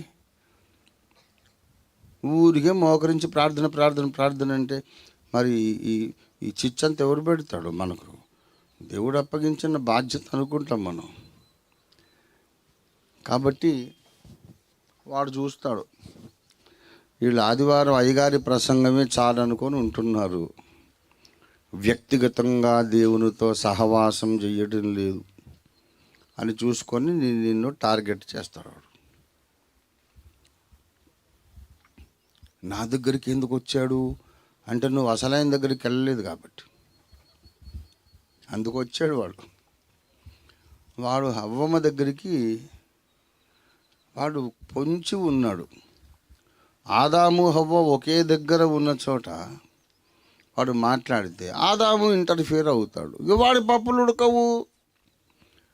కనుక ఆదాము ఈ భూగ్రహానికి రాజు, అన్ని జీవుల మీద పరిపాలకుడు, ఆయనకి ఎన్నో వ్యవహారాలు ఉంటాయి. ఎక్కడో పని మీద ఉన్న టైంలో చూసి హవ్వమ్మ ఒంటరిగా ఉన్నప్పుడు అప్పుడు వచ్చాడు. రాడు ఇది నిజమా అన్నాడు. ఏది నిజం? అసలు ఎవరు బాబు నువ్వు? ఈ 100 ఏళ్ళు పెట్టేప్పుడు నేను చూడలేదు, ఏదేంటో నిజమా అంటున్నావేంటి? అది కాదులే, ఈ తోట చెట్లలో దేని ఫలమునైనా మీరు తినకూడదని దేవుడు చెప్పినా అంటే హవ్వమ్మ ఏమనాలి? ఏమో ఏం చెప్పాడు, అప్పటికి నేను ఇంకా పుట్టలేదులే. దేవుడు నాతో చెప్పలే, మా ఆయనతో చెప్పాడు. నీకు డౌట్ ఉందిగా, అట్లాగే ఉండు, చెట్టు మీద వేలాడబడి కాసేపు ఉండు. ఏమండి, ఎవరో కొత్త ఆయన వచ్చాడు, ఏదో అడుగుతున్నాడు, కొంచెం రండి జవాబు చెబుతురు కానీ ఆదాముని కేకేసింది అనుకోండి, వీడు పారిపోతాడు. వీడు బలిదానమ్మ, ఆయన లేకుండా నిన్నేదో పడేయాలని చూసి ఆయన లేని టైంలో నేను వస్తే ఆయన్ని పిలుస్తావేంటి, తెలివి తక్కువ దానిలాగా ఉన్నావు అని పారిపోతాడు. కానీ హవ్వమ్మ అమాయకురాలు పాపం. వీడు నన్ను అడుగుతున్నాడంటే, మా ఆయన ఎప్పుడు నన్ను ఏం అడిగేవాడు కాదు, అన్నీ తనకే తెలుసని అనుకుంటాడు ఆయన. కానీ నాకున్న గొప్ప జ్ఞానం ఆదాము గారికి తెలియదు. వీడు నన్ను అడుగుతున్నాడంటే నేను ఎంత గొప్ప జ్ఞానినో వీడు గుర్తుపట్టేశాడు. వీడు తెలివైనడు. నీకు డౌట్ వచ్చిందిగా, కరెక్ట్గా అడగాల్సిన మనిషినే అడిగావు బాబు అని చెప్పి ఇక ఏమే పెత్తనని తీసుకుంది. అందుకే కాస్త మౌనంగా ఉండండి అమ్మ అన్నాడు పౌలు. అరే మా అమ్మ కొంపలు మునిగిపోతే కాస్త సైలెంట్గా ఉండండి అన్నాడు. దాని మీద తిరుగుబాటు ఇప్పుడు ఫెమినిజం అని వచ్చింది. డార్వినిజంలో కూడా నిజం లేదు, ఫెమినిజంలో కూడా నిజం లేదు. బాబు, బైబిల్లో దేవుడు చెప్పినట్టు ఉండండి. ఎందుకు వచ్చిన గొడవ? ఎందుకండి లేనిపోని గొడవ? దేవుడు చెప్పినట్టు ఉండరాదా? హవ్వమ్మ మొదలుపెట్టింది. అబ్బెబ్బెబ్బెబ్బే, దేవుడు అలా చెప్పలేదు. ఈ తోట చెట్లలో దేని ఫలములనైనా మేము తినవచ్చును, కానీ తోట మధ్యలో ఉన్న ఆ మంచి చెడ్డల తెలివినిచ్చే వృక్ష ఫలములను తినకూడదనియు వాటిని ముట్టకూడదనియు దేవుడు సెలవిచ్చెను. వాటిని తిన్నా ముట్టినా మేము చచ్చిపోతాం అని చెప్పింది. దొరికావమ్మా చేతి నిండా అనుకున్నాడు వాడు. దేవుడు చెప్పని ఒక మాట కలిపావుగా, ఎంత ముద్దొచ్చావో నాకు. అబ్బా, ఎంత బాగా ముద్దొచ్చావు తల్లి. ఆదాము ఉన్నాడు మరీ బానిస. దేవుడు ఎంత చెబితే అంతే అంటాడు. ఒక అక్షరం కలపడు, అక్షరం తీసేయడు. అట్లాంటి నాకేం పనికి వస్తాడు? దేవుని వాక్యానికి సమృద్ధిగా కలపాలి, తీసేయాలి, కిచిడి చేయాలి. అట్లాంటోడు నా రాజ్యానికి పనికొస్తాడు. అబ్బా అవ్వమ్మా, ఇంత ముద్దొచ్చావు, ముట్టొద్దని చెప్పాడు దేవుడు. అయితే నువ్వు నాకు దొరికిపోయావు అని చెప్పి ఆమెను ఇంకా మోసం చేయడం మొదలుపెట్టాడు. అబ్బాబ్బాబ్బాబ్బా, మీరు చావనే చావరు, మీరు చావనే చావరు, మీరు దేవతల వలె ఉంటారని దేవునికి తెలుసు అని వాడిగా సర్వనాశనం చేసేసాడు. దేవుని మీద నమ్మకం లేకుండా దేవుడు అబద్ధాలు చెప్పాడని, మీరు దేవతలు అయిపోతారనేది దేవునికి తెలుసు కాబట్టి ఈ పండు తినొద్దన్నాడని. అంటే మీరు దేవతలు కావడం దేవునికి ఇష్టం లేదు. ఒక ఉత్తమమైన దానిని, ఉన్నతమైన మహిమను దేవుడు మీ నుండి దూరం చేస్తున్నాడు. దేవుడు మిమ్మల్ని ప్రేమించటం లేదు అని మంచేదో చెడ్డేదో తెలివి ఆయనకే ఉండాలా, మీకు ఉండొద్దా? జంతువుల్లాగా ఉండిపోవాలా మీరు? అది తింటే మీకు జ్ఞానం వస్తుంది. చావు ఎందుకు వస్తుంది? అంటే జ్ఞానం వస్తే చావు వస్తా? మరి ఆయనకుంది జ్ఞానం, ఎందుకు చావలేదు ఆయన? లాజిక్ ఉపయోగించండి. ఆమె ఫుల్గా దొరికిపోయింది, తినేసింది. తినేసినాక ఆదాముకి ఇస్తే అప్పుడు దేవుడు వచ్చాడు. ఆదామా నీవెక్కడా అని. దానికి చాలామంది దైవజనులు ప్రసంగం చేస్తారు. ఆదామా నీవెక్కడా? సినిమా హాల్లో ఉన్నావా? కళ్ళు కాంపౌండ్లో ఉన్నావా? ఎక్కడున్నావు ఆదామా? బాబు, అక్కడ సినిమా హాలు కళ్ళు కాంపౌండ్ గొడవ కాదు, ఇంత తతంగం జరుగుతుంటే ఎక్కడున్నామని. తోటను కాయుటకు, కావలి కాయుటకు, సేద్యపరచుటకు దేవుడు ఆదామును తోటలో ఉంచాడు. అంటే కావలి కాయడం అంటే రాగూడని వ్యక్తులు కానీ, పురుగులు కానీ, లేకపోతే ఇంకేదన్నా మృగాలు కానీ హానికరమైనవి ఈ తోటలోనికి రాకుండా కావలి కాయాలి. వాడు లోపలికి రాను వచ్చాడు, నీ భార్యతో మాట్లాడాడు, ఆమెను కన్విన్స్ చేశాడు, వద్దని నేను ఆజ్ఞాపించే పండు తినిపించాడు వాడు. ఇంత జరుగుతుంటే నీ భార్యను చూడాలని ఇంతసేపట్లో ఒక్కసారి నీకు అనిపించలేదా? ఏదో జరుగుతుందని వివేచన లేదా? ఎక్కడ ఏం పని వెలగబెడుతున్నావు? ఎక్కడుండిపోయావు? ఎక్కడున్నావు నువ్వు? వాడు వచ్చి ఇంత నాశనం చేస్తుంటే అన్నాడు. అది ఎక్కడున్నావంటే దానికి అర్థం అది. సరే, జరగాల్సిన నష్టం జరిగిపోయింది. అయితే ఇప్పుడు నేను అడుగుతున్నాను, ఇంత తతంగం జరుగుతుంటే ఆదామా నీవెక్కడా అని నువ్వు అడుగుతున్నావు యెహోవా దేవా. మరి ఇంత నాశనం జరుగుతుంటే తమరెక్కడా? అది అడగాల్సిన ప్రశ్నేనా కాదా? హవ్వను వాడు పాడు చేస్తూ, నాశనం చేస్తూ, అనుమానాలు పుట్టించి, దేవుని మీద అనుమానాలు పుట్టించి, దేవుడే మోసగాడు, మిమ్మల్ని ఆయన దేవతలు కాకుండా అడ్డుకుంటున్నాడు అని ఇంత మానవ జాతిని వాడు నాశనం చేస్తుంటే తమరు సర్వాంతర్యాములు, సర్వజ్ఞులు అన్నీ చూస్తున్నారుగా. ఆదాము అడగాలి, నువ్వెక్కడ నన్ను అంటున్నావు తండ్రి, తమరెక్కడ ఇంతసేపు?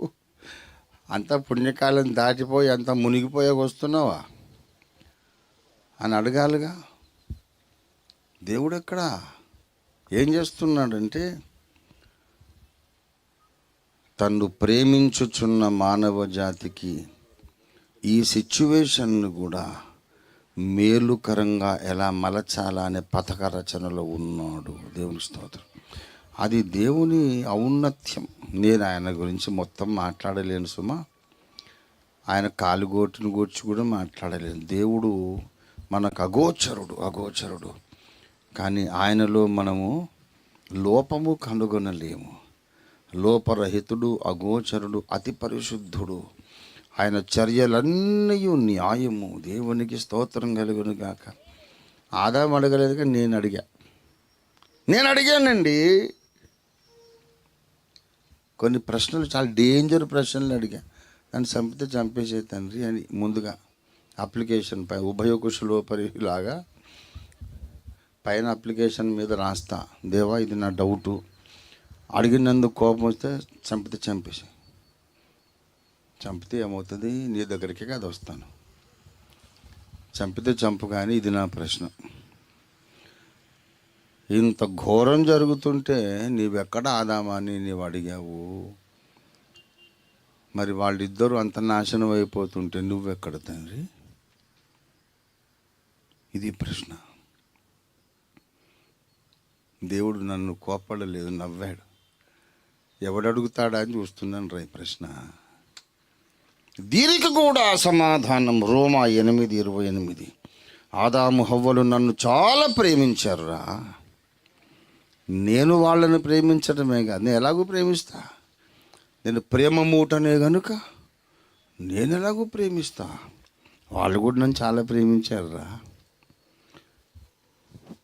వాళ్ళకు ఒక అపాయకరమైన పరిస్థితి వచ్చింది, ప్రమాదకరమైన పొరపాటు చేస్తున్నారు వాళ్ళు. ఈ ప్రమాదాన్ని, ఈ పొరపాటును కూడా వారికి మేలు కలుగుటకే ఎలాగ నేను సమకూర్చి జరిగించాలనే పథక రచనలో ఉన్నాను. ఆదాము హవ్వలు ఆ విధంగా తప్పు చేసినందుకు ఇంత నాశనం జరిగిందనేదే మీరు చూస్తున్నారు. కానీ ఆదాము హవ్వలు ఆ రీతిగా తప్పు చేసి జాతి మొత్తము పాపములోనే జన్మించి తర్వాత వీరి రక్షణ కొరకు నేనే మనిషినై పుట్టి గాయములు పొంది నా రక్తమును కార్చి మరణించి లేవడము ద్వారా ఇందులో నుండి విధేయులను నా కొరకు ఏర్పరచుకోవడం ద్వారా ఆదాము పక్కలో గాయపడి ఒక హవ్వను సంపాదించుకున్నట్టు నా ప్రక్కలో గాయం పొంది నేను ఒక హవ్వను సంపాదించుకున్నానురా. ఈ ప్రాసెస్లో కాకపోతే మహిమగల వధువు సంఘము తయారెప్పటికీ కాదు. ఏ దేవదూతల మందనో పెళ్లి చేసుకొని ఉండాలి నేను విశ్వరాజును, నాకు పట్టపురాణి కావాలి. పట్టపురాణి ఎలాంటిది కావాలంటే అన్ని లోకాలను అమ్మలాగా ఆదరించే సంఘం కావాలి. దేవదూతలకు కూడా జ్ఞానాన్ని బోధించే సంఘము కావాలి. ఆ సంఘం ఇలాంటి పతనావస్థలో నుండి విమోచింపబడితేనే నిర్దోషమైన మహిమగల సంఘం అవుతుందిరా. నేను కావాలని అనుమతించా. నా చిత్తములో 2 లెవెల్స్ ఉన్నాయి. ఒకటేమో డిటర్మినేట్ విల్, నిర్ణీత చిత్తం. 600 ఇటు సూర్యుడు అటు పొడిచిన ఇలాగే జరిగి తీరాలంతే అని నేను శాసించేది డిటర్మినేట్ విల్. ఇలా జరుగుతుందా, సరేలే జరగని, నేను అనుమతిస్తాను, దీన్ని తర్వాత నాకు అనుకూలంగా చేసుకుంటాను అనుకునేది పర్మిసివ్ విల్. అది అనుమతించే చిత్తము. పరిశుద్ధ దేవుని గురించిన జ్ఞానం అనే బుక్కులో నేను రాశాను ఈ విషయం. నా అనుమతించు చిత్తాన్ని బట్టిదంతా జరిగింది. నేను చెప్పాను ఇంతకుముందు, ఎందుకు ఇలా అంటే అవును, అక్కడ మొదలవుతుంది ప్రత్యక్షత. ఇంతలావు గ్రంథం రాయాలి, లేకపోతే విశ్వచరిత్ర లాంటి గ్రంథాలు 10 రాయాలి. చదువుతారా? రాసిన వాటికే దిక్కులేదు. ఊరికే రాయడం ఎందుకండి? మొన్న ఒక బ్రదర్ వచ్చి అడుగుతున్నాడు, అన్న ఏమైనా కొత్త పుస్తకాలు రాశారా అని. నాకు సర్వని మండింది. రాసినవన్నీ చదివావు బాబు, ఒక్క బుక్ చదవలేదు కానీ వాడు కొత్త పుస్తకాలు కావాలంట. అంత పిల్లకాయల వ్యవహారం, సీరియస్ మైండ్ లేదు. దేవుడు తన దాసుని ఉపవాస ప్రార్థనలో మోకరింపజేసి పరలోకం నుండి ప్రత్యక్షతలిచ్చి ఇన్ని పోరాటాల మధ్యలో, యుద్ధరంగం మధ్యలో ప్రణాళిక గ్రంథాలు రాయిస్తే చెమట నెత్తురు ఏకం చేసి ఇన్ని గ్రంథాలు ప్రత్యక్షతలు దేవుడు లోకానికి ఇస్తుంటే భక్తుని చెమట రక్తం ఏకమై ఇన్ని గ్రంథాలు వస్తుంటే అవి చదవడు, కొత్త పుస్తకాలు రాసేవా అట. నేనేమన్నానండి, కొంచెం సీరియస్ మైండ్ ఉండాలి. యెహోవా మాటలాడుచున్నాడు. యెషయా ఏమన్నాడు? ఆకాశమా ఆలకించుము. అవి ఎందుకు వినాలండి అంటే మనుషులు వింటలేదు కాబట్టి. యెహోవా మాట్లాడుచున్నాడు, ఆకాశమా ఆలకించుము, భూమి, ఎందుకంటే మనుషులు వింటలేదు. ఇంకేమైనా కొత్త పుస్తకాలు అంటున్నారు, కనీసం రాసిన మీరన్నా చదవండి అంటున్నాడు యెషయా. అది ప్రియులారా, దేవుడు ఆదాము హవ్వల పతనమును జరగాలని కోరుకోలేదు. నేను ప్రసంగం ముగించేస్తాను. ఆదాము హవ్వల పతనమును జరగాలని కోరుకోలేదు. ఆ పతనం జరగాలని ప్రణాళిక రచించలేదు. కానీ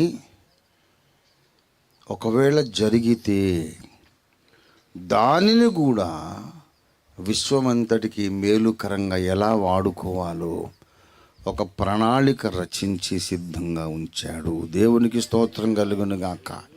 హల్లెలూయా. ప్రభునందు ప్రియులారా, దేవుణ్ణి ప్రేమించిన ఆదాము హవ్వలు, అందుకే దేవుడు అనుమతించాడు. లేకపోతే ఆయన పర్మిషన్ లేకపోతే ఏం చేస్తాడు మరి? ఇంతకుముందు మనం చెప్పుకున్నాం కదా, మన పిల్లలు ఒక గదిలో ఉంటే పాము వచ్చేస్తే మనం కర్ర తీసుకొని వస్తాం కదా, అలా జరిగేది. అలా జరగలేదంటే ఆయన ఇంకేదైనా పని మీద ఉన్నాడా? చూడలేదా? ఆయనకు తెలియకుండా జరిగిందా? తెలియకుండా జరగలేదు. జరగనీలే, తర్వాత ఏం చేయాలో నాకు తెలుసు అనుకున్నాడు. ఇంకా అక్కడ మొదలైంది. దేవుడు ఆ ఒక్క పతనము ద్వారా విశ్వానికే చేసిన మేళ్ళు అక్కడ మొదలైనవి. మొట్టమొదటి మేలు ఏమిటి తెలుసా? ఈ సర్పంగాడి తలకాయ చితగ్గొట్టే ఒక మహాపురుషుడు పురుష ప్రమేయము లేకుండా స్త్రీ గర్భాన పుడతాడు. కాలము సంపూర్ణమైనప్పుడు అంత పెద్ద హైడ్రోజన్ బాంబు వేసాడు ఆయన. దేవునికి స్తోత్రం కలుగును గాక. ఎందుకు తెలుసా? దేవుడు మామూలుడు ఏంటండి మరి? దేవుడు చేసిన ఒక చిన్న చీమని, నేను చిన్న పురుగు క్రిమిని, నాకే ఇంత తెలివి ఉంటే దేవునికి ఎంత తెలివి ఉంటుంది? ఊహించగలమా? దేవునికి విశ్వానికి ప్రమాదకరంగా పరిణమించిన ఓ పనికి మాలినోడు ఉన్నాడు. కుక్క పంది అన్నేవాడు. వాడిని నాశనం చేయాల. నాశనం చేసేవాడికి కొన్ని లక్షణాలు ఉండాలి. ఆ సకల శుభలక్షణాలు కలిగిన శూరుడు, వీరుడు, మానవ జాతిని విమోచిస్తూ సైతాను గాడి తల చితగొట్టడానికి బలవంతుడు, సమర్థుడు ఒకడు పుట్టాలి. రే సర్పమా, నీకును స్త్రీకి నేను వైరము కలుగజేసేదను, నీ సంతానమునకును సర్ప సంతానమునకును స్త్రీ సంతానమునకు. సర్పానికి ఒక సంతానం ఉంటుంది, స్త్రీకి కూడా ఒక సంతానం ఉంటుంది. వాళ్ళిద్దరికీ నేను శత్రుత్వం పెడతాను. ఓ సర్పమా, నీకును స్త్రీకి, నీ సంతానానికి ఆమె సంతానానికి శత్రుత్వం పుట్టిస్తాను. తర్వాత నీవు ఆ స్త్రీ సంతానమును మడమ మీద కొడతావు. పాము ఎప్పుడు కూడా నేల మీద పాకుతూ మనిషిని ఎక్కడ కాటేస్తుంది? ఎగిరి ముక్కు మీద కాటేస్తుందా? దానికి అందదు. దానికి కన్వీనియంట్ ప్లేస్ మడమే. ఎందుకంటే ఇది కదా దాని పొజిషన్, నేల మీద. మడమ మీద దానికి కన్వీనియంట్గా దొరుకుతుంది అవకాశం. నీవు ఆ స్త్రీ సంతానము యొక్క మడమ మీద నీవు కొడతావు. అప్పుడు ఆయన అదే మడమ పైకెత్తి నీ తలకాయ మీద తొక్కుతాడు, నీ తలను చిత్తగొట్టేస్తాడు. ఆయన అనగా స్త్రీ యొక్క సంతానం నీ తల మీద కొడతాడు. అనగా పామును తల మీద కొడితే అది చచ్చిపోతుంది. ఇది ఆదికాండం 3:15 రాయబడిన ఈ లోక చరిత్ర, భూలోక చరిత్ర. దేవునికి స్తోత్రం కలుగును గాక. సర్పంగాడు నాశనం కావడానికి ఒక స్త్రీ సంతానం కావాలి. ఎందుకు స్త్రీ సంతానం కావాలి? 2 కారణాలు. ఎంత గొప్ప దేవుడు అంటే మన దేవుడు. దేవుడిని విమర్శించి ప్రశ్న వేసి అలాగెందుకు ఇలాగెందుకు, అదంతా తెలివి తక్కువతనం. ఏంట్రా నువ్వు ఎందుకు ఇలా చేసావని ఒక చీమ అడిగితే నువ్వు చెప్పగలవా?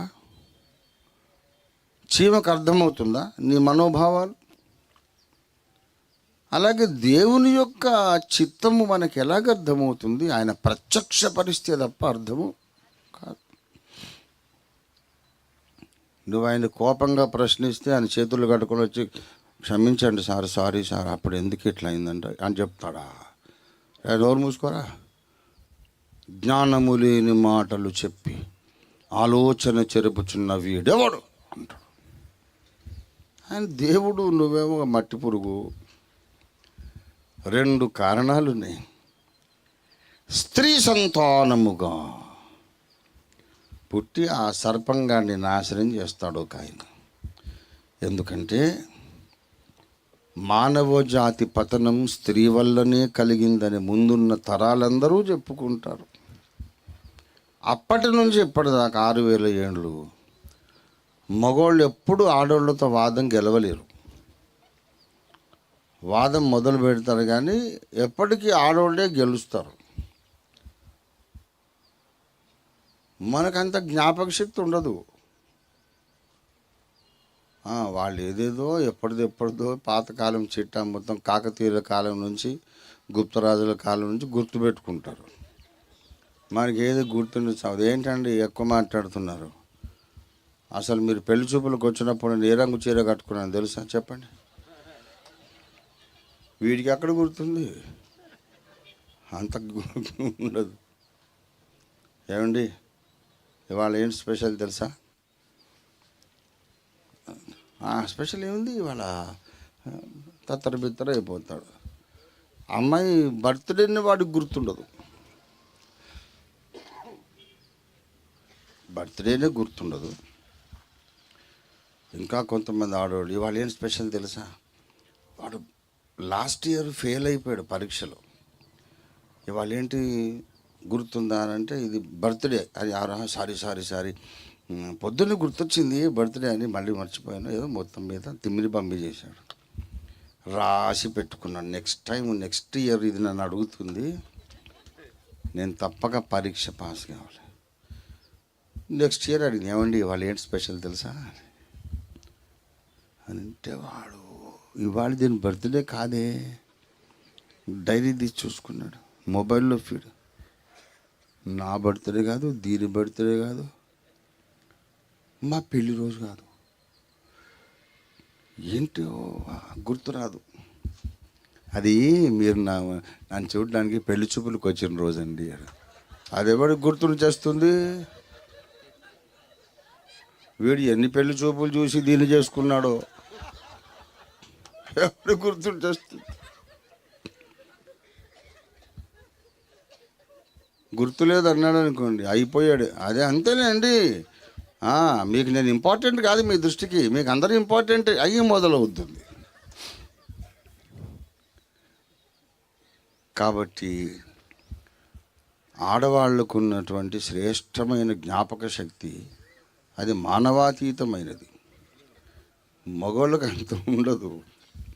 వీడు ఆర్థిక ఇబ్బందులు, ఆఫీసులో గొడవలు, ఇల్లు నిర్వహించాలి, ఎన్నో వీడి బాధ్యతలు. అసలు అట్లా మగవాడి మైండ్ వేరు, ఆడవాళ్ళ మైండ్ వేరు. కాబట్టి ఎప్పుడు కూడా వాదములో మగవాళ్ళు ఆడవాళ్ళను గెలవలేరు. గెలవలేనప్పుడు ఏమంటారంటే, నోరు మొయ్, ఆడదానివి, నోరు పెంచి ఎదురు మాట్లాడుతావు నువ్వు. అసలు మొదటి నుండి గొడవంతా మీ ఆడవాళ్ళతోనే వచ్చింది. హవ్వమ్మ చేయబట్టే పాపం వచ్చింది, హవ్వ చేయబట్టే మానవ జాతిని. ఇలాగ హవ్వ నోరు తెరిచి మాట్లాడినందుకేనే లోకమంతా చెడిపోయింది. నోరు మూసుకో. అందుకే దేవుడు ఆడవాళ్ళు నోరు మూసుకోమన్నాడు. అది ఒక్కటి ఆయుధం. వీడు వాదం గెలవలేనప్పుడు ఏదైనా తోటలోకి వెళ్తాడు. ఉన్నా కదా? ఇక తరతరాలు 6000 ఏళ్ళు ఇదే తంతు. వీడేమో వాదం గెలవలేడు, మాటికి హవ్వ అంటాడు. కాబట్టి ఆడవాళ్ళు చేయబట్టే ఇంత తతంగము, ఇంత పతనము జరిగిందని ఆమెను ఏసడిస్తున్నారు మానవ లోకమంతా. కాబట్టి దేవుడు ఏం చేశాడంటే, ఈ పతనము నుండి మానవ జాతిని రక్షించడానికి కూడా రక్షకుణ్ణి ఒక స్త్రీ ద్వారానే పంపిస్తాను, స్త్రీ జాతి మీద ఉన్న నింద తీసేయాలనుకున్నాడు ఆయన. దేవునికి స్తోత్రం కలుగును గాక. ఇప్పుడు ఆడవాళ్ళకు ఒక మంచి ఆయుధం దొరికింది. ఆడవాళ్ళు చేయబట్టే లోకం ఇలా నాశనమైంది అంటే నోరు మూసుకోండి, మేము చేయబట్టే మీకు రక్షణ వచ్చింది అనేయడమే. ఏండి అలా అంటే ఇద్దరికి మధ్యలో తంపిలు పెడుతున్నాను అనుకోకండి. మళ్ళీ ఆమె అట్లా అన్నప్పుడు ఏమన్నాలో నేను మీకు చెప్తాలేండి, డోంట్ వరీ, నాకు ఫోన్ చేసి. ప్రియులారా, స్త్రీ జాతి మీద ఉన్నటువంటి నిందను తీసేయడానికి స్త్రీ ద్వారానే పాపం ప్రవేశించింది గనుక స్త్రీలో నుండి రక్షకుడు రావాలని స్త్రీ జాతిని దేవుడు ఘనపరిచినాడు. అందుకే మరియమ్మతో ఎలిజబెత్, స్త్రీలలో నీవు ఆశీర్వదించబడిన దానవు. ఇంకా హవ్వమ్మ అదృష్టమే అదృష్టం అండి. ఎంత లక్కీ ఛాన్స్ కొట్టేసిందండి. సకల బ్రహ్మాండము సృష్టించిన మహాదేవుడికి ఒళ్ళో ఆయన్ని వేసుకొని పాలిచ్చింది, ఆయనకు స్నానం చేయించింది. ఎంత ధన్యురాలు మరియమ్మ. దేవునికి స్తోత్రం. దేవత కాదు, ధన్యురాలు, ఆశీర్వదింపబడింది. రెండో కారణం ఉంది. స్త్రీలో నుండి ఎందుకు పుట్టాలి అని అంటే, మానవ జాతిలో ఒకడుగా ఆయన కనబడాలి. మానవులు పుట్టినట్లే పుట్టాలి కానీ మానవులలో ఉన్న జన్మ కర్మ పాపాలు లేకుండా పుట్టాలి. పాప మరణాల నియమము లేకుండా పుట్టాలి. పరిశుద్ధుడుగా పుట్టాలి. పురుషుడు స్త్రీ కలిసి ఆయన్ని కంటే కూడా అప్పుడు కూడా రక్షకుడు ఎవరిలోంచి పుడతాడు? స్త్రీ నుండే కదా. పురుషుడు కంటాడా? భార్యాభర్తలు సంసారం చేసి రక్షకుడిని కన్నా కూడా జననము, శిశు జననం ఎవరి ద్వారా జరుగుతుంది? అప్పటికైనా స్త్రీ ద్వారానేగా. మనకు మోషే, ఏలియా, సమూయేలు, పౌలు, ప్రవక్తలందరూ స్త్రీల ద్వారా రాలే? అలాగే రక్షకుడు వస్తాడు. నష్టమేంటి? కానీ పురుష ప్రమేయము లేకుండా ఒట్టి స్త్రీ ద్వారా మాత్రమే పుట్టాలి. ఎందుకంటే ఆదాము హవ్వల రక్తము ప్రతి మనిషిలోకి ప్రవహిస్తూ వస్తుంది చూడు, దానికి అక్కడ ఫుల్ స్టాప్ పెట్టాలి. దేవునికి స్తోత్రం కలుగును గాక. మిగతా మనుషులందరూ పుట్టినప్పుడు వాళ్ళ లోపలికి ఆదాము హవ్వల రక్తం వచ్చింది. నాలోనికి, నీలోనికి, మోషేలోనికి, ఏలియాలోనికి, అందరిలోకి. రక్షకుడిలోనికి మాత్రం ఆదాము హవ్వల రక్తం రాకూడదు. ఆయనలోనికి నాశనము లేని జీవము కలిగిన దేవుని రక్తం రావాలి. దేవుని రక్తముతో కూడిన రక్తమాంసముల దేహము ఆయనకు రావాలి. అప్పుడు ఆయన పరిశుద్ధుడవుతాడు. పరిశుద్ధుడైతేనే ఈ పాప పురుషుని తల మీద కొట్టగలుగుతాడు.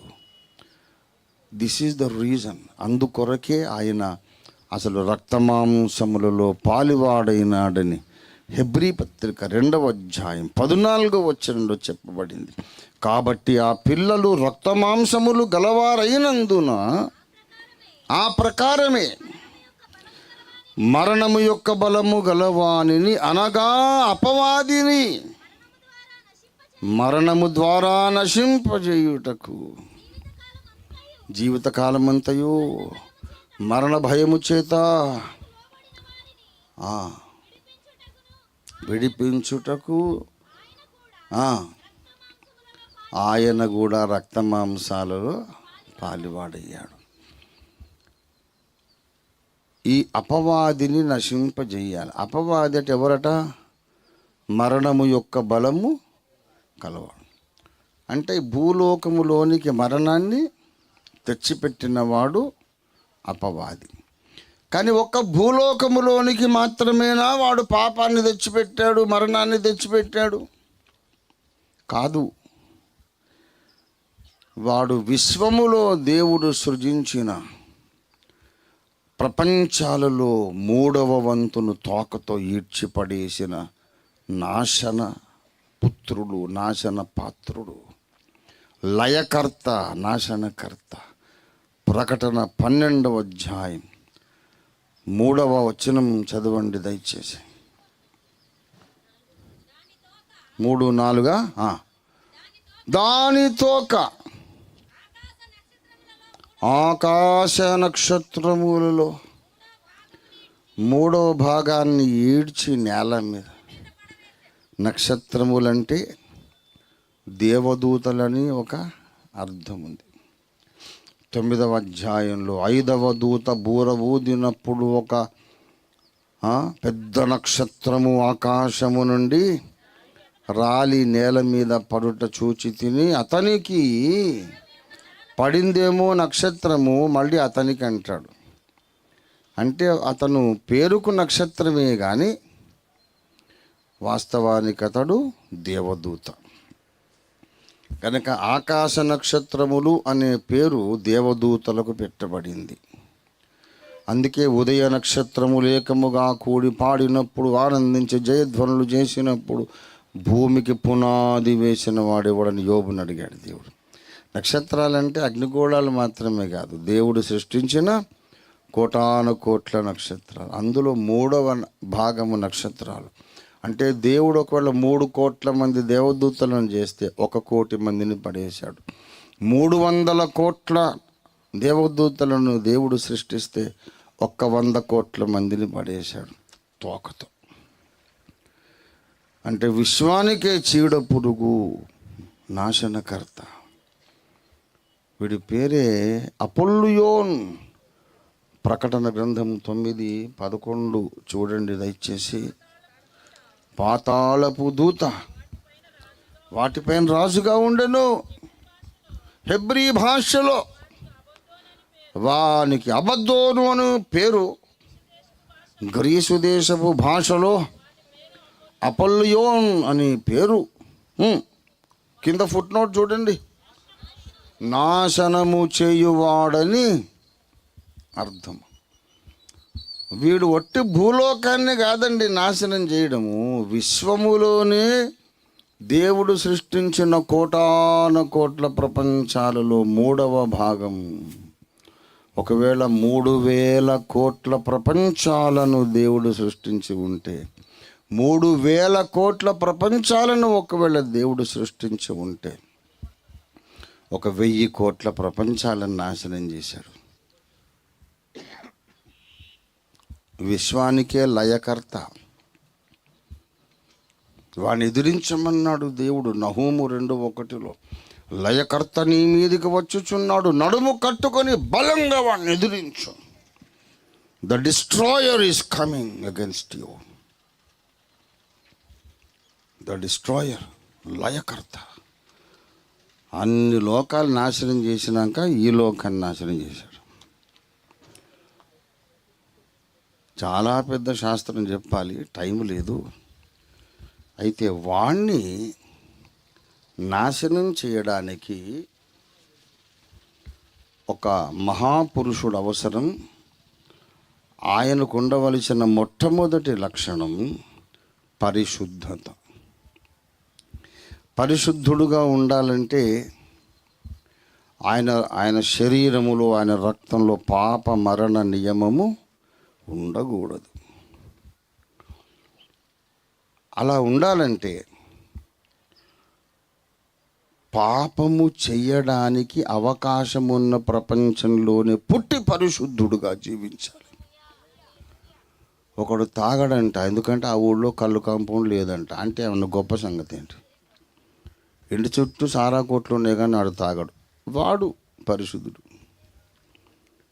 పాపము జరగడానికి అవకాశం ఉన్న ప్రపంచంలో పుట్టి కూడా పరిశుద్ధుడుగా నిరూపించబడిన ఒకడు కావాలి.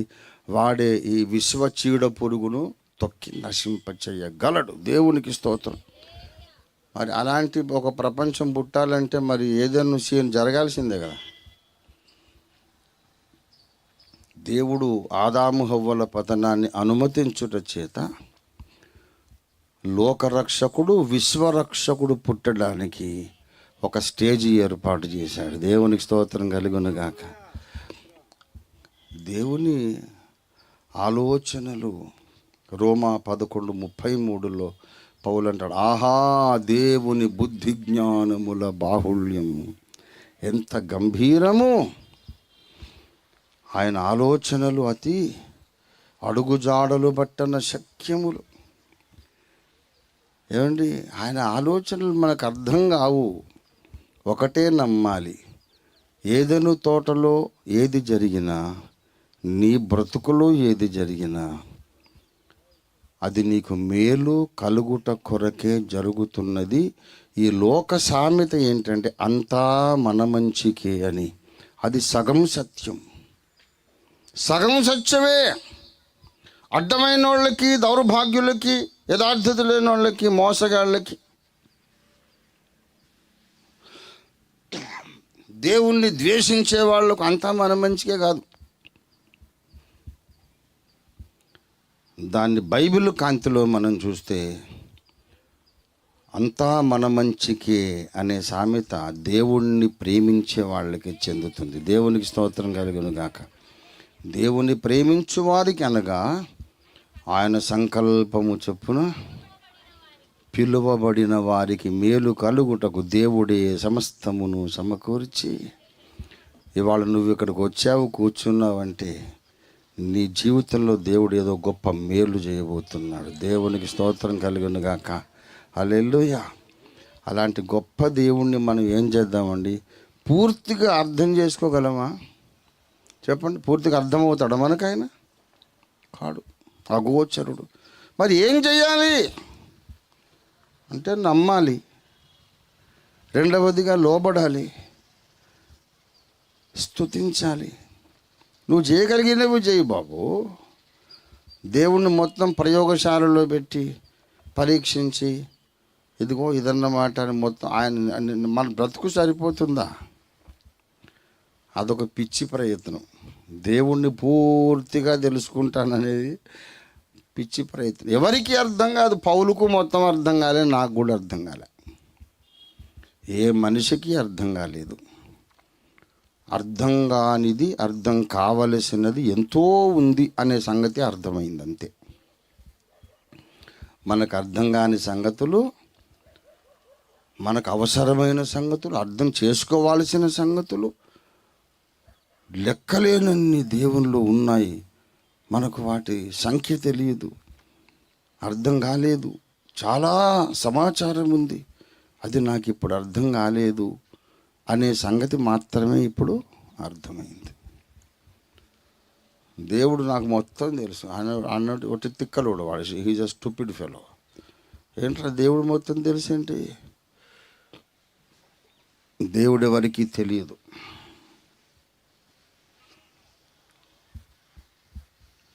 దేవుని గురించి కొంత తెలుసు నీకు, అంతే, కొంచెం తెలుసు.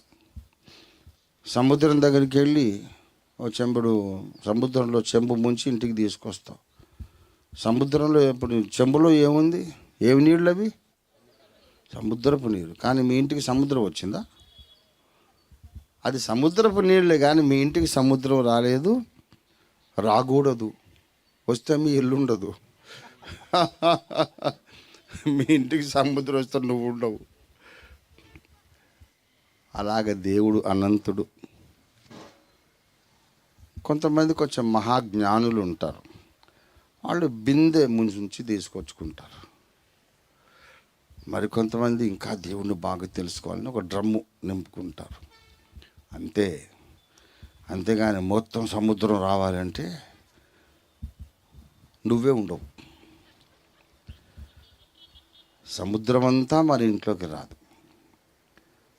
సముద్రంలో నీవు మోయగలిగినంత వస్తుంది. అలాగే దేవుడు మొత్తం మన అవగాహనలోకి రాడు, మనము భరించగలిగినంత మేరకు మనకు అర్థమవుతాడు ఆయన. దేవునికి స్తోత్రం కలుగును గాక.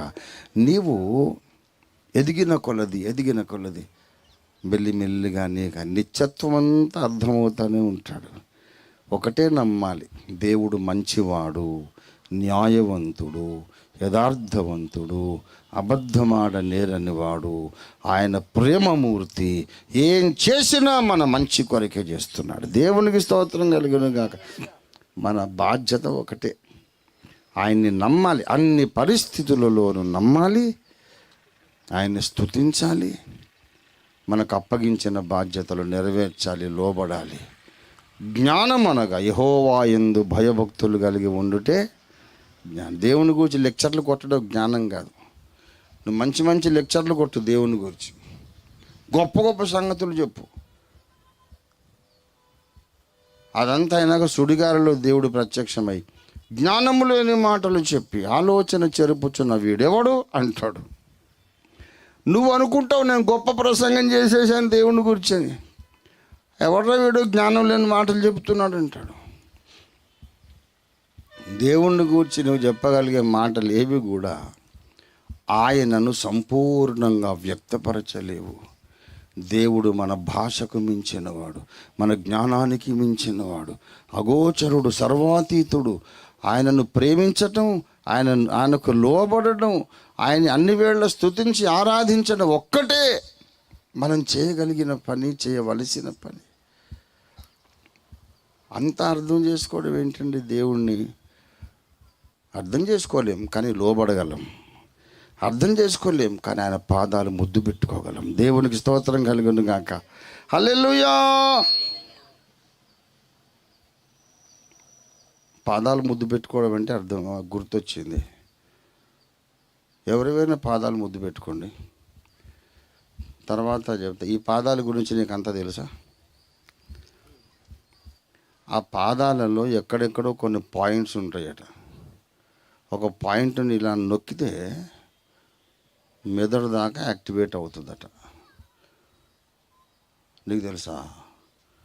ఒక మనిషి పాదాలు ఏం తెలుసు, దేవుడి పాదాలు ఏం తెలుసు బాబు నీకు? నాకేమీ తెలియదండి. మరి ఏం తెలుసు అని మైకు పట్టుకొని కూర్చున్నావు బాబు? బోధకుడు అయిపోయింది, అక్కడి నుంచి వచ్చావు నువ్వు కంకిపాడికి. ఏం తెలుసు అని కూర్చున్నావు? నాకు తెలిసింది ఏంటి తెలుసా? దేవుని గురించి నాకేం తెలియదు అనే సంగతి తెలుసు.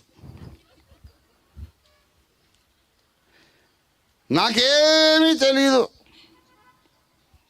కానీ అన్నీ తెలిసిన వాడు ఒకడు నాకు వ్యక్తిగతంగా తెలుసు. దేవునికి స్తోత్రం కలుగును గాక. I know the omniscient God who knows everything. నేనేమీ చేయలేను కానీ అన్నీ చేయగలిగిన వాడు ఒకడు నా గుండెల్లో ఉన్నాడు. ఆయన అందరి గుండెల్లో ఉండాలని ఒక ప్రయత్నమే సువార్త ప్రకటన. దేవునికి స్తోత్రం కలుగును గాక. సర్వజ్ఞుడు మీకందరికీ తెలియాలి, దేశ ప్రజలందరికీ తెలియాలి. సకలము చేయగలిగిన సర్వశక్తిమంతుడు అందరి గుండెల్లో మహారాజే కొలువు తీరాలి. దేశ ప్రజలందరి హృదయం చిన్న స్వర్గం అయిపోవాలి. అందరి హృదయాలు ఆనందమయం కావాలి. దేవుని గూర్చి నేను ఎంతో తెలుసుకున్నాను కానీ తెలుసుకోవలసిందేమో మహాసముద్రం, తెలిసిందేమో ఓ చెంచాడు తెలిసింది బాబు. దానికే నా మైండ్ తట్టుకోలేకపోతుంది. మొత్తం అర్థమైనాక దేవుని నమ్ముతాననేవాడు ఎప్పటికీ ఆ గమ్యం చేరలేడు. నమ్మిన తర్వాతనే నేను నీకు అర్థమవుతానంటున్నాడు దేవుడు. దేవునికి స్తోత్రం కలుగునుగా. నమ్మే వాళ్ళకి అర్థమవుతాడు, నమ్మే వాళ్ళకు ప్రత్యక్షం అవుతాడు తప్ప అర్థం చేసుకున్నాక నమ్ముతానని చెట్టెక్కి కూర్చుంటే పో గెట్అవుట్ అంటాడు ఆయన. దేవుని ముందుకు మన వినయంతో రావాలి, విధేయతతో రావాలి, భక్తితో రావాలి, కృతజ్ఞతతో రావాలి, ఆరాధన నిండిన హృదయంతో రావాలి. దేవునికి స్తోత్రం కలుగునుగాక. దేవుని ప్రేమించే వారికి మేలు కలగడానికి ఆయన ఏదెను తోటలో అంత పతనాన్ని, అంత ఉపద్రవాన్ని ఆయన అనుమతించాడు. Let it happen. అందులో నుంచి నేను మీకు ఎన్నో మేళ్ళు చేస్తాను. దేవునికి స్తోత్రం కలుగునుగాక. హల్లెలూయా, హల్లెలూయా. ఆదామా నీవెక్కడ అంటే, నువ్వెక్కడ సార్ ఆదాముని అంటున్నావు, తమరెక్కడ పెద్ద మనిషి, ఎక్కడికి అడ్రస్ లేకుండా వెళ్ళిపోయి ఇంత నాశనం జరుగుతుంటే అంటే నీ పని మీదే ఉన్నాను రా. దుష్టుడు ఏదో ఒక నాశనకరమైన పథకం తీసుకొని వచ్చాడు, దాన్ని విశ్వానికే మేలుకరమైన పథకముగా మార్చడానికి నేను ఒక ప్రణాళిక రచిస్తూ ఉన్నాను. దేవుని బుద్ధి జ్ఞానముల బాహుళ్యం ఎంత గంభీరం. ఒకవేళ అదే జరగకపోతే పాపభూయిష్టమైన ప్రపంచములో రక్తమాంసాల దేహముతో పాపము లేని పరిశుద్ధుడైనటువంటి శూరుడు పుట్టి, మళ్ళీ చెప్తున్న ఈ స్టేట్మెంట్, పాపముతో నిండిన ప్రపంచంలో రక్తమాంసాల దేహంలో ఒక మహాశూరుడు పుట్టి పరిశుద్ధుడుగా నిరూపించుకొని సర్పము తలకాయ చితగొట్టడం సాధ్యమేనా? మిగతావన్నీ పాపము లేని లోకాలు ఉన్నాయి. వీడు పడద్రోసిన కోట్ల ప్రపంచాలు ఉన్నాయే, అక్కడ రక్తమాంసాల దేహము లేదు. బలి ఎలాగవుతాడు? అరే నా దగ్గర ఉండి ఇన్ఫర్మేషన్ వేరు, నా ప్లానింగ్ వేరు. Simply trust and obey. నన్ను నమ్ము, లోబడు, నిన్ను ఊహించలేనంత ఉన్నత మహిమలో నిలబెడతానని దేవుడు వాగ్దానం చేస్తున్నాడు. రండి మనం ప్రార్థన చేసుకుందాం. 2 చేతులు ఎత్తి ప్రభుని ఆరాధించుకుందాం. ప్రభువా నీకు వందనాలు. నా కొరకు అనేకమైన ఆలోచనలు కలిగి ఉన్న గొప్ప దేవా, మేలుకరమైన, ఆశీర్వాదకరమైన, మహిమకరమైన ప్రణాళికలు నా కొరకు కలిగి ఉన్న దేవా నీకు స్తోత్రాలు. దేవుని వెర్రితనము మనుషుల జ్ఞానము కంటే జ్ఞానము గలది. అంటే దేవునికి వెర్రితనము లేదు, వెర్రితనం ఉన్నదని కాదు అర్థం. దేవుని పనులు వెర్రి పనులుగా మనకు కనబడినప్పుడు అని అర్థం. ఎందుకు ఇలా చేసావు తండ్రి, ఇది ఇలా చేయకూడదు కదా అని మనం అనుకున్నప్పుడు మనుష్య జ్ఞానానికి మించిన జ్ఞానముతో ఆయన నిన్ను మహిమతో నింపడానికి ప్రణాళిక రచిస్తున్నాడు. దేవా నా పట్ల నీకున్న ఆలోచనల కొరకు నీకు స్తోత్రం అని 2 చేతులు ఎత్తి ప్రభువుని ఆరాధిద్దాం. నా పట్ల నీకున్న ప్రణాళికల కొరకు నీకు స్తోత్రం. నీవు నన్ను ప్రేమిస్తున్న విధానము కొరకు నీకు వందనాలు. అద్భుతకరుడా, ఆశ్చర్యకరుడా నీకు వందనాలు. పరిశుద్ధ రాజా నీకు స్తోత్రాలు. ఒక చిన్న చీమతో కూడా నేను పోల్చుకోవడానికి వీలు లేదయ్యా. పురుగు వంటి యాకోబు అని పిలిచావు, నేనైతే పురుగును కూడా కాదయ్యా. నీ ముందు అసలు నేను ధూళి కణమును కూడా కాదు. కానీ నా పట్ల నీవు ఆలోచన కలిగి ఉన్నావు, నాకు మేలు చెయ్యాలని, నాకెంతో గొప్ప ఉపకారము చెయ్యాలని నీవు నా పట్ల కలిగి ఉన్న ఆలోచన కొరకు నీకు స్తోత్రం. నన్ను నరకానికే తీసుకువెళ్ళాలని దుష్టుడు ఆలోచించాడు, కానీ నన్ను విశ్వసింహాసనం ఎక్కించాలని నీవు ఆలోచించావు. నీకు వందనాలు తండ్రి. గొప్ప దేవా, గొప్ప దేవా నీకు స్తోత్రము, స్తోత్రము, స్తోత్రము, స్తోత్రము, స్తోత్రము, స్తోత్రం. హల్లెలూయా, హల్లెలూయా, హల్లెలూయా. ప్రతి ఒక్కరూ ప్రభువుని ఆరాధిద్దాం, ప్రభువుని స్తుతిద్దాం. మహోన్నతునికి స్తుతి యాగం అర్పిద్దాం. స్తుతియాగము అర్పించువాడు నన్ను మహిమపరచుచున్నాడు. నేను వానికి దేవుని రక్షణను కనపరుచినట్టు వాడు మార్గం సిద్ధపరచుకున్నాడు. హల్లెలూయా, హల్లెలూయా, హల్లెలూయా, హల్లెలూయా, హల్లెలూయా, హల్లెలూయా, హల్లెలూయా.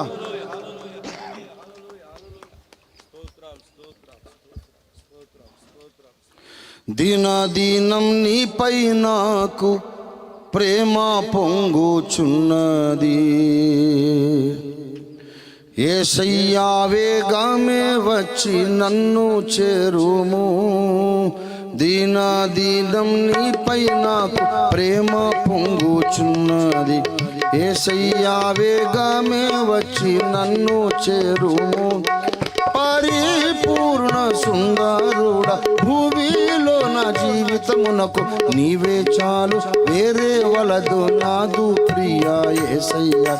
మట్టి కోసం మాణిక్యమునే విడిచిపెట్టాను, పాడు మట్టి కోసం మాణిక్యమునే పెట్టాను. యెరూషలేము కుమార్తెలు నన్ను చుట్టుముట్టిరి, నీపైనున్న ప్రేమను తొలగించబోనిరి. యెరూషలేము కుమార్తెలు నన్ను చుట్టుముట్టిరి, నీపైనున్న ప్రేమను తొలగించబోనిరి. పరిపూర్ణ సుందరుడ భూమిలో నా జీవితమునకు నీవే చాలు, వేరే వలదు నాదు ప్రియ యేసయ్య. మట్టి కోసం మాణిక్యమునే విడిచిపెట్టాను, పాడు మట్టి కోసం మాణిక్యమునే విడిచిపెట్టాను. యేసు వంటి సుందరుడు ఎవ్వారు ఈ భూమిలో ఎన్నాడు నే చూడలేదిక చూడబోనుగా. యేసు వంటి సుందరుడు ఎవ్వారు ఈ భూమిలో ఎన్నాడు నే చూడలేదిక చూడబోనుగా. హల్లెలూయా హల్లెలూయా హల్లెలూయా హల్లెలూయా. ప్రేమ కలిగిన మా యేసు ప్రభువా, నిన్ను గూర్చి ఎంత మాట్లాడుకున్నా, ఎన్ని విషయాలు చెప్పుకున్నా, ఎంత తెలుసుకున్నామని అనుకున్నా, ఇంకా మేము మహాసముద్రం యొక్క తీరములో కూర్చున్నాము. ఇంకా మాకు తెలియవలసిన జ్ఞాన సముద్రం మా ముందే ఉన్నది అన్న అనుభూతి కలుగుతున్నది స్వామి. నిన్ను పూర్తిగా వివరించటం, నిర్వచించటం, అర్థం చేసుకోవడం, గ్రహించటం మాకెప్పటికీ సాధ్యం కాదేమో. అయినా నిన్ను మేము ప్రేమించటానికి సహాయం చేయండి. మేము అర్థం చేసుకోలేనంత గొప్ప దేవుడు మాకు దొరికాడని ప్రహర్షించి నిన్ను ఆరాధించి నిన్ను భూప్రజలకు చాటించడానికి మాకు సహాయం చేయండి. పరిశుద్ధ తండ్రి, నీకు స్తోత్రాలు. విన్న వాక్యము నాలో, మాలో, మా అందరిలో ఫలింపచేయండి. ఇంకనూ ఈ సభలలో ఆఖరి దినం దాకా మీరు నాతో మాతో మాటలాడుట కొనసాగించండి. కేవలం యేసు మాత్రమే మహిమపరచబడినట్లు ఈ సభలకు నీ వాక్కును పంపి, నీ పరిశుద్ధాత్మ శకీన మేఘమును పంపి మీరే దిగి వచ్చి నీ ముఖకాంతి ఇక్కడ, నీ ముఖకాంతి దేవాని ముఖకాంతి ఇక్కడ ప్రకాశింపజేసి ప్రతి ఒక్కరి హృదయాలు నీ వాక్యాగ్నితో మండించి ప్రతి ఒక్కరిని నీ అగ్ని బాప్తిస్వం ఇచ్చి అగ్ని జ్వాలలుగా మలచమని కంకిపాడులో ఒక అద్భుతమైన ఉజ్జీవాన్ని రగిల్చే యావత్తు భారతదేశానికి ఇక్కడ నుండి ఉజ్జీవాగ్ని వ్యాపించుటకు సహాయం చేయమని, మా దేశమును మీరు దర్శించమని, మా దేశమును దర్శించటం మీరు ఇక్కడ ఆరంభించండి. యేసు పరిశుద్ధ నామములో స్తుతించి ప్రార్థిస్తున్నాం తండ్రి. మన తండ్రి అయిన దేవాది దేవుని శాశ్వత ప్రేమ, సర్వ జగద్ రక్షకుడైన యేసునాథుని అనంత కృప, పరిశుద్ధాత్మదేవుని తోడి దివ్య మనోహర నిరంతర వ్యక్తిగత సహవాసం కూడి ఉన్న మనకందరకు భూలోకమందున్న సకల భక్త కోటికి ప్రభుని యేసును శాశ్వతమైన ప్రేమతో ప్రేమించుచు ఆయన ప్రత్యక్షతను అపేక్షించే వారికి అందరికీ సదాకాలము తోడై ఉండును గాక. అందరికీ వందనాలు. Thank you very much for your patience. దేవునికి స్తోత్రం కలుగును గాక. ఈ మొదటి రోజు మొదటి సెక్షన్లో దేవుడు మరి తన ప్రవక్తను ద్వారా మనందరితో మాట్లాడాడు. అంత జయకరంగా మహిమకరంగా జరిగించాడు. మరి సాయంకాలము 6:30 సభ ప్రారంభమవుతుంది. అందరూ కూడా సిద్ధపడి రావాలని ప్రభుపేట మీకు తెలియజేస్తున్నాను. అందరికీ భోజనాల ఏర్పాటు ఉన్నది. అందరూ భోంచేసి